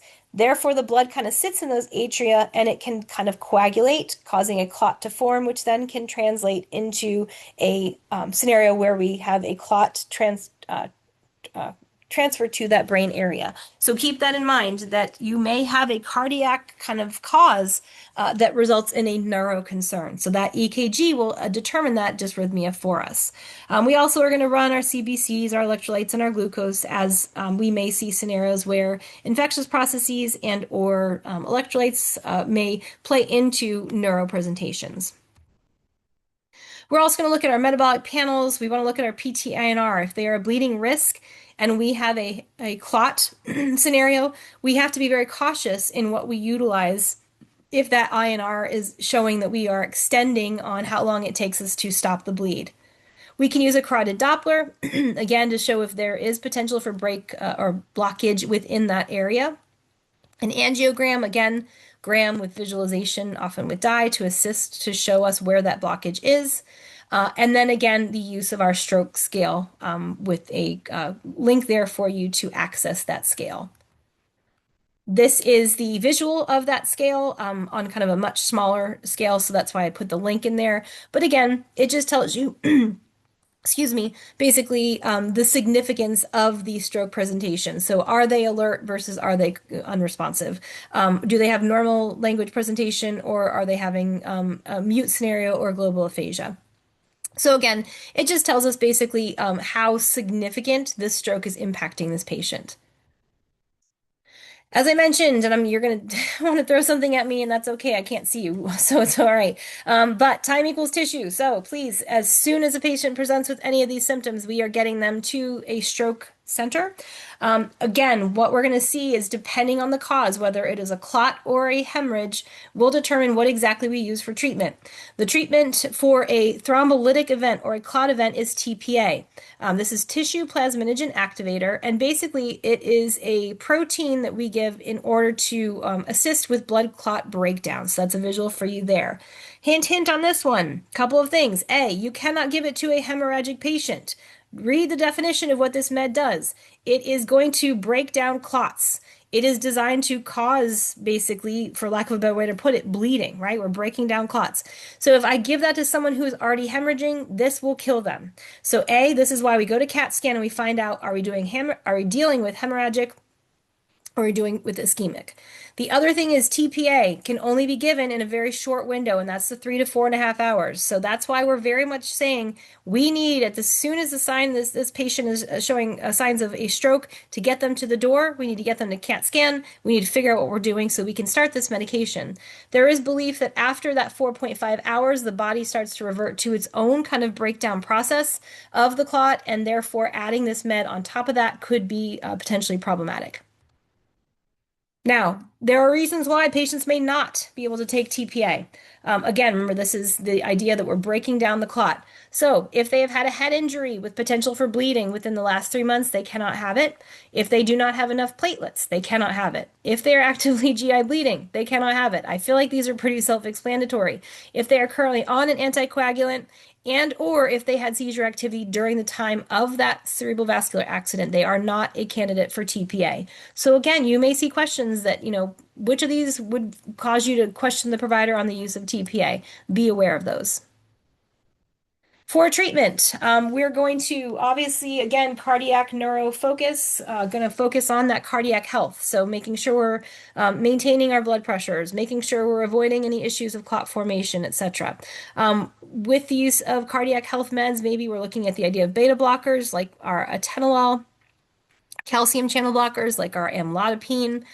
Do note with your amlodipine, we sometimes will end up with an issue of what we would describe as pre-tibial edema. So if you were to do an assessment of that patient's lower extremities and kind of push down on that shin area, you may note that they have some kind of retention there. So sometimes you might need to look at an alternate med for that. I just wanted you to be aware that's kind of a symptom that we might come across. Also, if we were looking at the concern that this patient formed a clot, so this is ischemic stroke, then I obviously want to have meds on board that prevent that from happening, such as, again, something as basic as aspirin up to the use of Plavix or clopidogrel, blood thinners such as Coumadin or heparin, statins, again, to reduce the issue of plaque buildup in the first place. These, remember, are going to be like our Lipitors and our Zocors. Typically, these are given at night to mimic kind of the time frame of when our our plaque cholesterols tends to be produced, but we are seeing more use of meds that are kind of a lack of a peak in terms of usage time and kind of when they become most effective in the body, they're more designed to work 24/7 kind of evenly, almost like a Lantus insulin. And therefore, we will see that these statins may now be given at varying times. I just wanted you to kind of be aware of that. Please remember with your statins, I gave you the give at night, but that might change depending on your provider, so be aware of that. But I also want you to note your statins can be a concern for rhabdo. So I just want you to please be kind of focused on the idea that we might have muscle breakdown. They may present with tea-colored or coca-colored urine, muscle pain. So just kind of be aware of that. Those statins, we want to make sure patients are educated to kind of monitor even, muscle pain and urine color. That would probably be the easiest thing for them to keep an eye on. Now, again, during the actual stroke procedure, or process, I should say, the brain not being able to do what it needs to do, kind of run those vital functions, airway, airway, airway. So we want to make sure that we're kind of, oxygen therapy, providing them extra oxygen that maybe will hopefully hyperoxygenate them, allowing it to get to the tissue, so that brain continues to function as it should. The nurse obviously will be assessing for that neuromuscular status. The beauty of stroke is that they are in a stroke center. And when they come into us in the ED, you have a whole slew, a whole team, not just yourself, multiple nurses. That being said, your patient that comes in not presenting is at all they were having a stroke can have it in the hallway. So certainly, assessing for these symptoms, knowing your neuro kind of warning signs is very critical because they may not always come in, and have this be on our radar. Some strokes also will continue to evolve. So they might start out very mildly, kind of maybe even just barely confused. And then we've got this full-on stroke with, potential loss of consciousness or loss of use of one side. So certainly keep an eye on the progression of that stroke. The longer, again, that this tissue is deprived, the more kind of symptomatic and problematic that stroke process will be. Sometimes these patients will be in a kind of hyper stress state. And as we know, those cortisol levels increase. Cortisol, as we saw, just like external cortisone, right? Cortisol is that stress hormone, going to increase that blood sugar. So you often will see patients, especially once they go to ICU, may also be put on insulin. So just kind of keep that in mind. The body during stress tries to give us a little more glucose to work with. It might be trying to feed that brain a little extra glucose. But as a result, we might have that hyperglycemic scenario where we need to kind of monitor or even control with the insulin. For surgery, if our concern was plaques that are causing this kind of clot to, break off and cause the issue, they may need to go in and remove some of the plaques, particularly in that carotid artery that is feeding the brain. So they may have to go in and do an endarterectomy where they remove that plaque that's causing the blockage of blood flow to the brain. So for our long-term scenarios, again, patients will often be on an anticoagulant. They may be on a platelet aggregation inhibitor, such as our Plavix. Again, all of this is going to require most likely lifetime use of this medication, but also education of the patient, when to take it, how to monitor for, again, excess signs of over anticoagulation. So again, signs for bleeding. If they are going to be required to have labs to monitor effectiveness, particularly in your Coumadin patients. All of these are, again, the role of the nurse to make sure we're educating our patients about. So again, revisiting our ischemic versus hemorrhagic in case you aren't seeing or hearing here, I'm really wanting to make sure we get this. One is a clot, one is a bleed. Ischemic, within a certain time frame, we're going to focus on again that TPA, right? That plasminogen activator. Um, on the flip side, if it is hemorrhagic, we do not want to do that. So please make sure, and hint, hint, I'm going to be honest with you, there's a question on the exam that's very much going to make you, with one word versus the other, determine what the appropriate intervention is. So please know, ischemic, clot, TPA, hemorrhagic, bleed, and we're going to talk about what to do about that in a minute.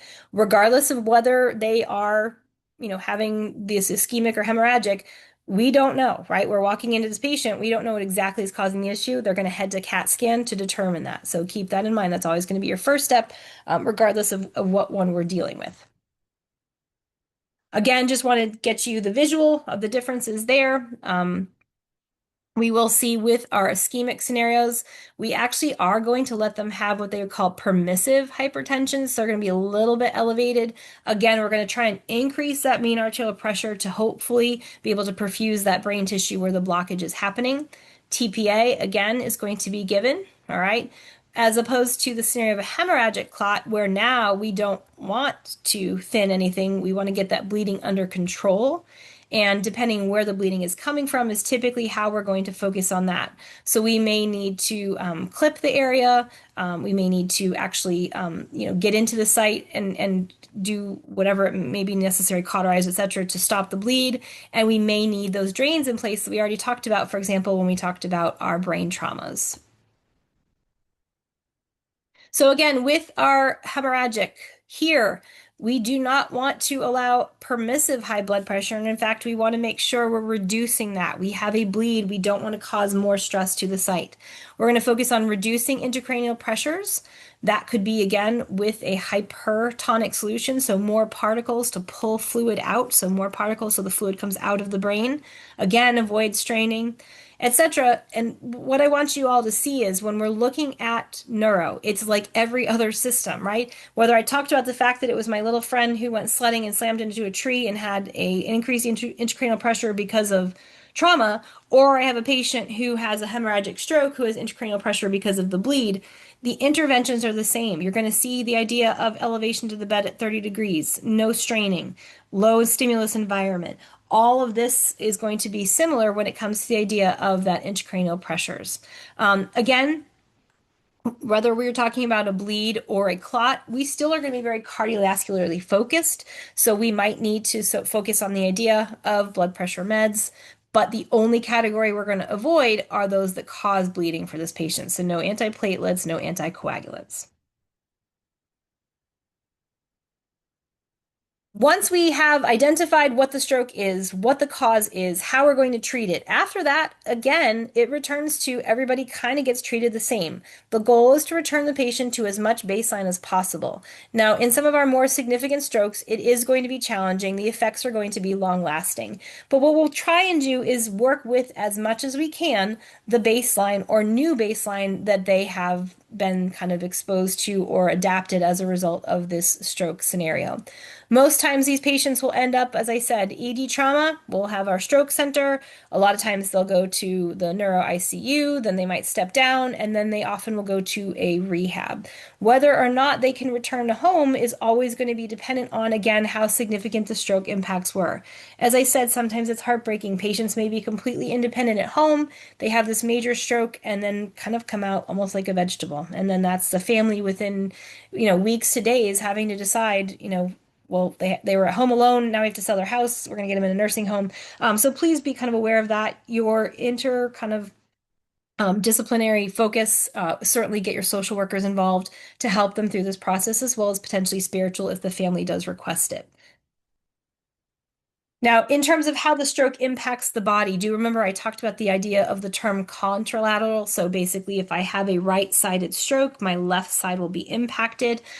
We also, though, will note that if a left side stroke happens, then we are going to see the actual functions within the left side of the brain are what is going to be impacted. So as you can see here, left brain functions, things like logic. So, maybe this patient was completely safe at home and now they've lost all their ability to problem solve. They might leave the stove on, they might go out in the winter with no coat on. They lose that. And as I said, with that contralateral effect, yes, these are the kind of, issues within the brain on the left side that are focused and now impacted. But in terms of the ability of the left brain to kind of, control the muscle movement of the body, it's always going to be contralateral. It's going to be the opposite side. So, I'm not expecting you to be like, oh, I remember every function of the brain and which side, but it helps, I think, to understand when we're seeing these changes, and particularly for families, because if you have a patient who is, again, very independent and they have this stroke, and now, you know, we're saying to them, listen, they either can't go home alone and you need to be with them, or you need to find them a nursing home. Like, this is not safe. It's hard for patients to understand that. So if you can kind of explain to them, well, the stroke impacted the part of the brain, unfortunately, that talked to, to their ability to be a logic person at home. And so that safety concern is now much more concerning. Stroke, oops. Stroke is something that is such a focus of so many, areas of kind of concern, not only in terms of, us as nurses, but really just kind of as a nation and worldwide because of its impact. So this is why we have, so many focuses of community recognition, even that fast billboard, as I said, out on 91, education of lay people within the community. If you see these signs, please get them in. Recognition of family members, recognition just in education, American Heart Association and a number of organizations putting out education to general population so that we can intervene quickly and reduce its impact. As you can see here, and these numbers are actually a couple of years old, 6.8 million adults will have a stroke here in the United States. Of those stroke survivors, we're going to see that 80% of them end up with one-sided weakness. We have so many effects from memory problems to speech problems to inability to kind of manage their own home, to be able to work. We always think of stroke as kind of older adults, but there are strokes that happen in people who might have been, the kind of sole provider for the family, and now they can't work. So certainly keep that in mind when you're looking at stroke. Stroke prevention is so that we don't get to this point, but also to recognize that it is such a concern in so many areas for the patients who experience it. Again, some of your terminologies here, just so you're kind of aware. Hemanopsia is one that we had on an ATI proctored question, so I want you to know it anyways, but made sure to kind of point that one out where they have blindness in half of the eye. One thing to remember with your hemanopsia, and we actually talked about this before, but if they are blind in half the eye, we have to teach them to scan completely. So for example, if they're crossing the road, please have them turn their head completely so they can use the other eye to ensure that they have scanned the whole area and they don't miss anything in that aspect of the area that's blind. That's a big safety issue there. Again, there's your idea of contralateral for your visual. Aphasia we've talked about, so just terminologies here, but again, all in relation to these stroke effects, and you may get questions that refer to this terminology, so just kind of be aware of that. There's your receptive versus expressive aphasia. Receptive is meaning, obviously, you can't understand what's being said. Expressive meaning that you can't tell us what you need. Receptive is more Wernicke, where aphasia expressive is more Broca. In those scenarios, it is helpful sometimes for patients to be given a picture board or something along those lines that allows them to communicate to us what they need. And again, there's just your visual of Broca versus Wernicke.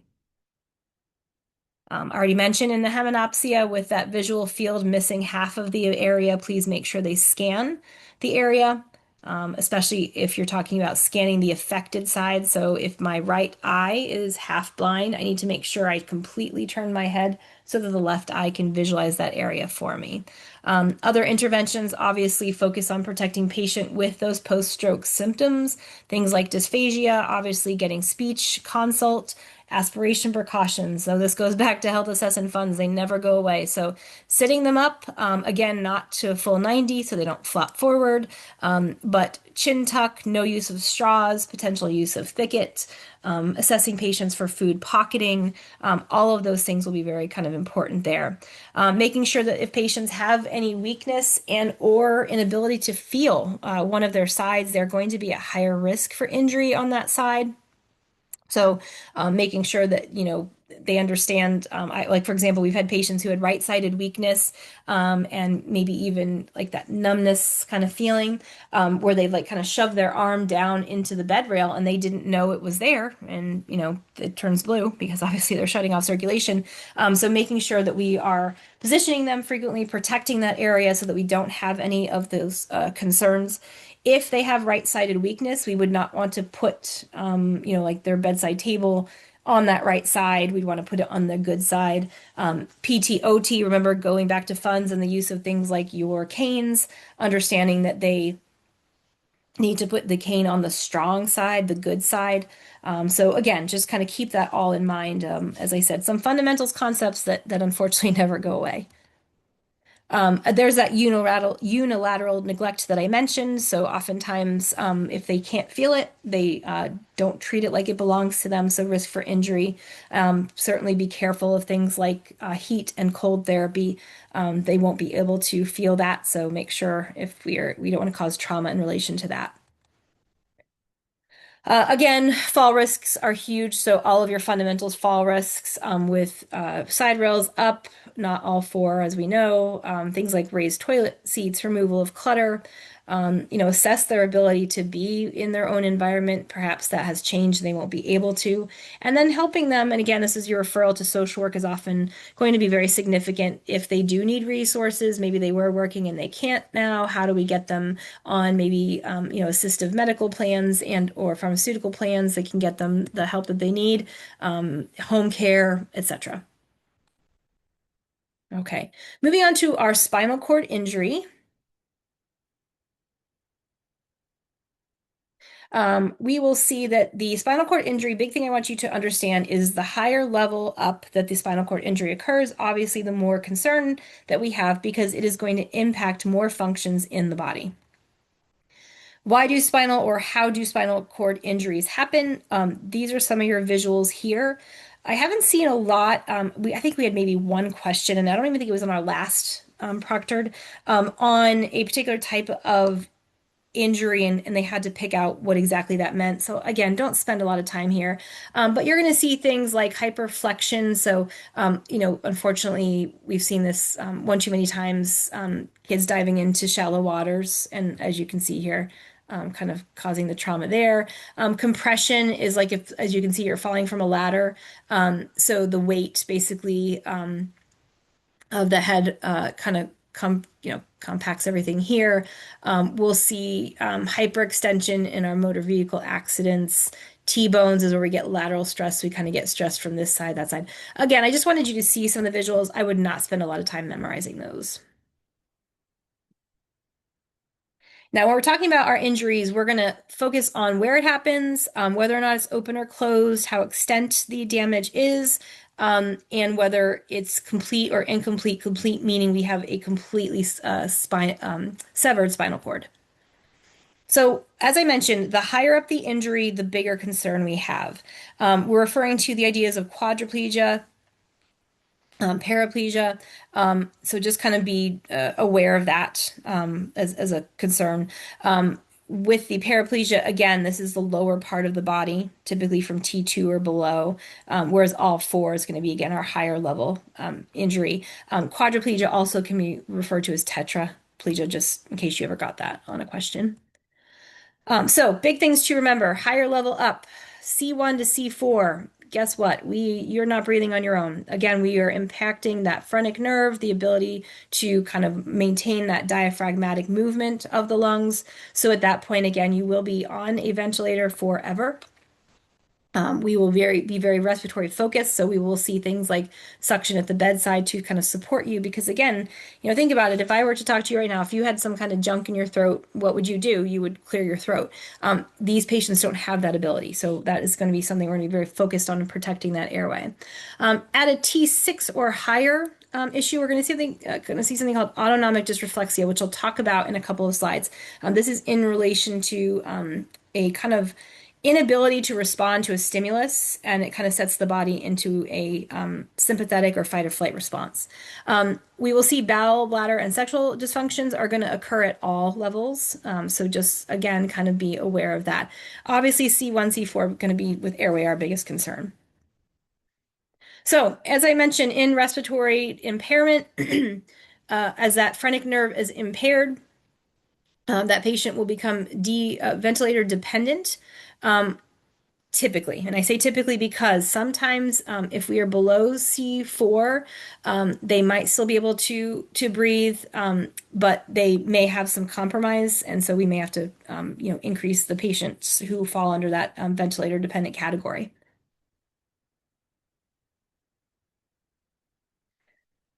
Many times patients will come in, and if you've ever been around a spinal cord injury, or I hope none of you have had one or your families or et cetera, but sometimes you'll see that they will say things like, we're going to wait a day or two and we're going to see how they progress. We don't want to put a label on anything right now because they may regain some function. As we know, as it stands right now, anyways, and there's a lot of research going on with spinal cord injury and the use of stem cells and et cetera. But as of right now, we don't recover from spinal cord injury. However, in the acute setting, there is a scenario where, as that spinal cord is swollen and maybe has compression of nerves and et cetera, we may see that they have inabilities and impairments that as the swelling declines, those things are able to return. So once that swelling subsides, certain functions may be present that weren't there. And so that's why a lot of times they're kind of hesitant to give a full prognosis on what exactly they think is impacted by this particular injury.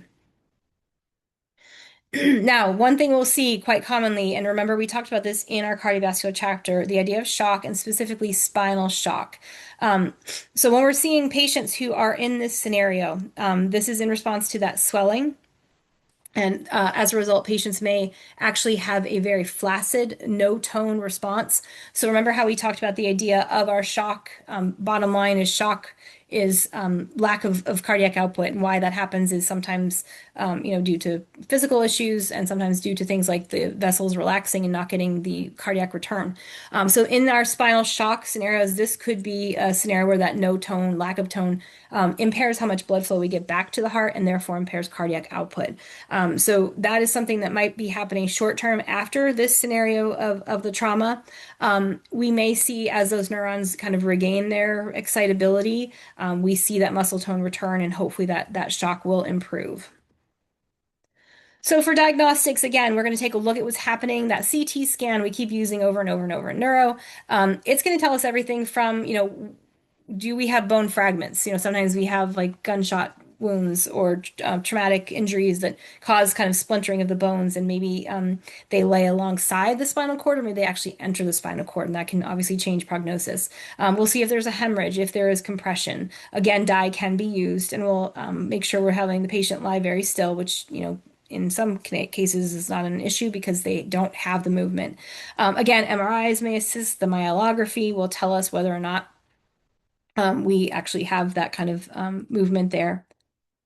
Again, make sure we're continually monitoring neurostatus. Things can progress either positively or negatively, so we're constantly monitoring sensation. Can you feel this? Can you move this? Muscle strength as things kind of progress, hopefully in a positive way.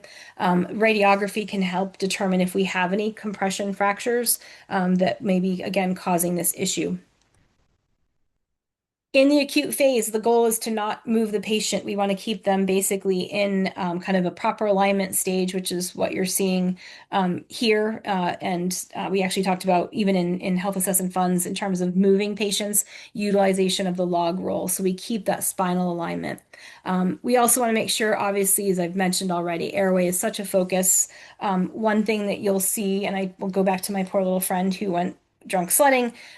She obviously had been drinking. So she then, halfway through us taking care of her, got very nauseous and was going to vomit. So we had to log roll her in order to kind of protect that airway. The other thing is, though, having the suction by the bedside. So if they do aspirate, or sorry, they do vomit, we can hopefully prevent that aspiration. There may be intubation required in order to support that airway. So just in the acute care setting, really realize it's going to be quite all-encompassing of everything we have to do for this patient.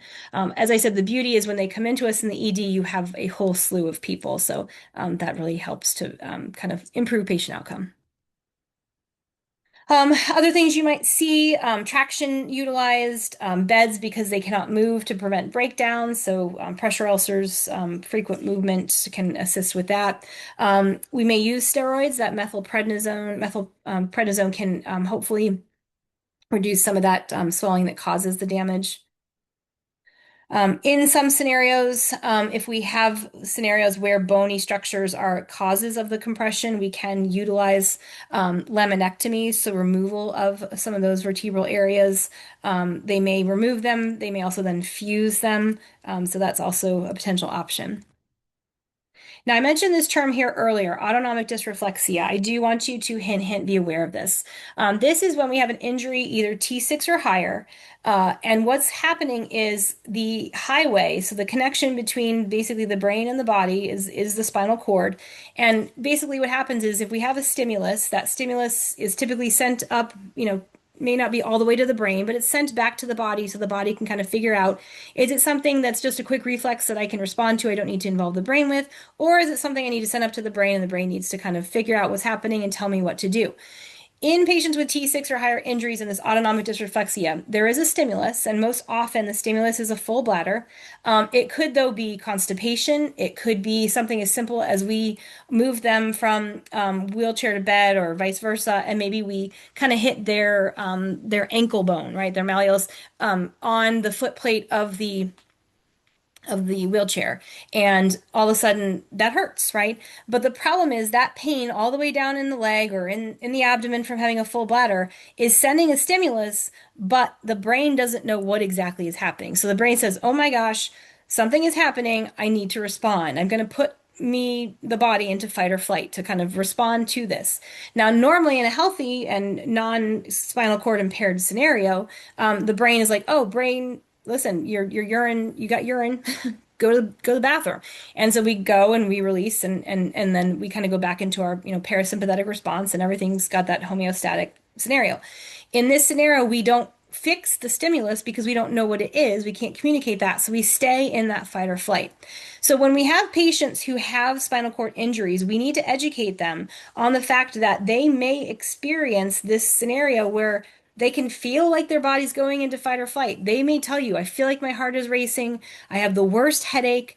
I feel like my blood pressure is going through the roof, and they can feel these things, and I don't know why. And so we need to kind of go through the cycle of, okay, do we need to have you empty your bladder? Maybe you need to be straight cathed or whatever. Or maybe you have a cath in place and maybe there's a kink in it and it's not draining. Do you have clothes that are too tight? Maybe you've got sweatpants on that are stretchy, but the elastic at the bottom is too tight. We need to have us and them be able to go through this kind of checklist to see what the stimulus is that's causing them to go into that sympathetic response. When we are in this scenario, we want to make sure that patients understand the body's kind of having this fight, for lack of a better way to put it, to try and figure out what's happening. And so it's sending us into fight or flight, and then the body kind of goes into a little bit of a parasympathetic response, and basically it's going to start dilating things, but that dilation is only going to make that hypertension worse. I don't care that you truly understand all of the cascade of this whole idea of autonomic dysreflexia. I just want you to know that there's a stimulus. We need to figure out what it is, because if not, patient goes into this kind of angry fight between sympathetic and parasympathetic, and the fight that actually results is actually making everything worse. It's causing hypertension, but it's also dilating vessels, which adds to the blood flow and increases that hypertension even more. So we need these patients to understand, if they experience headache, if they experience sweating, flushing, they feel like their heart is racing initially, and then feels like it's kind of dropping. All of these things are kind of things that we need to have them understand. There's something that's causing this, and they need to act upon it. Here again is the visual of basically all that's happening. They gave you the example of a catheter being in place, and there's a blockage, so that bladder starts to fill, right? And as that stretched bladder starts to fill, it's going to send these nervous system, hey, something's not right, to that spinal cord, okay? Then what's going to happen is normally the spinal cord is going to translate that, right? And it's going to travel its way up to, as it says here, the level of T6, right? And that's where that sympathetic nervous system is going to activate, and it's going to do things like release that norepinephrine. Remember, that's your sympathetic response, okay? When that happens, we're going to see that this is going to cause constriction. We're going to see then blood pressure is going to rise, right? And then we're going to send those kind of signals that everything's rising, that pressure's rising up to the brain. And then the brain's like, okay, I don't know what's happening because I can't feel this part here, but I do have some communication happening that the pressures are increasing. So now I'm going to try and fix it. I'm going to come along here and help you out. I'm going to do a little sympathetic response, parasympathetic response. The problem is there, right, that the parasympathetic response is going to cause vasodilation, right? And that is then going to basically kind of further contribute to the issue that we have going on. So you can see it's this really kind of terrible cycle, ultimately caused by something that we need these patients to understand. They need to kind of be aware of, is on their like, okay, I'm feeling this way. I need to check my catheter. I need to check my clothing. I need to check for injury, or my nurse needs to, so that I can combat this response. Again, there's your just another, I tried to give you a couple of visuals.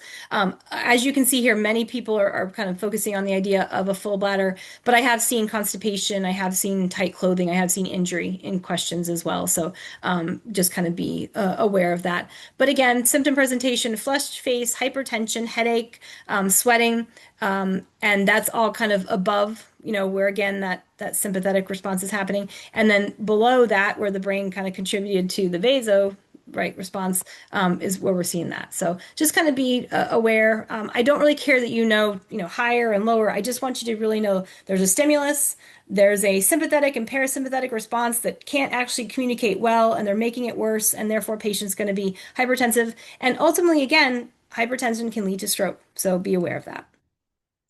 So again, this is an emergent situation. We need to make sure that we are going to focus on helping the patient. One of the first things we're going to do is raise the head of bed, and then we need to correct the cause. All right, that's going to help with reducing the blood flow to the brain that's causing that kind of excess pressure. That's why we do that head of bed elevation. Now, in terms of our injury and neuro impact, sometimes you'll see spasticity. So patients will have spasms. We can basically assess this with range of motion or passive range of motion and reflex assessment. Many times these muscle spasms are very painful for patients. So a lot of times they will be on muscle relaxants. Again, if they have issues where they can't empty their bladder completely, we have issues with everything we just talked about, but also things like stagnant urine can cause urinary tract infections. They may put them on mendelamine to prevent that. Vitamin C, again, cranberry juice. These are all preventions. They're not going to fix it, but they create more of an acidic environment that prevents the kind of bacterium from flourishing. So every system can be impacted. Please remember that. They need to be turned frequently. They may not be able to manage their temperature regulation correctly. Certainly can impact physical, social relationships, bowel function. So again, head to toe, certainly something as nurses we need to be aware of. All right, and that's your chapter.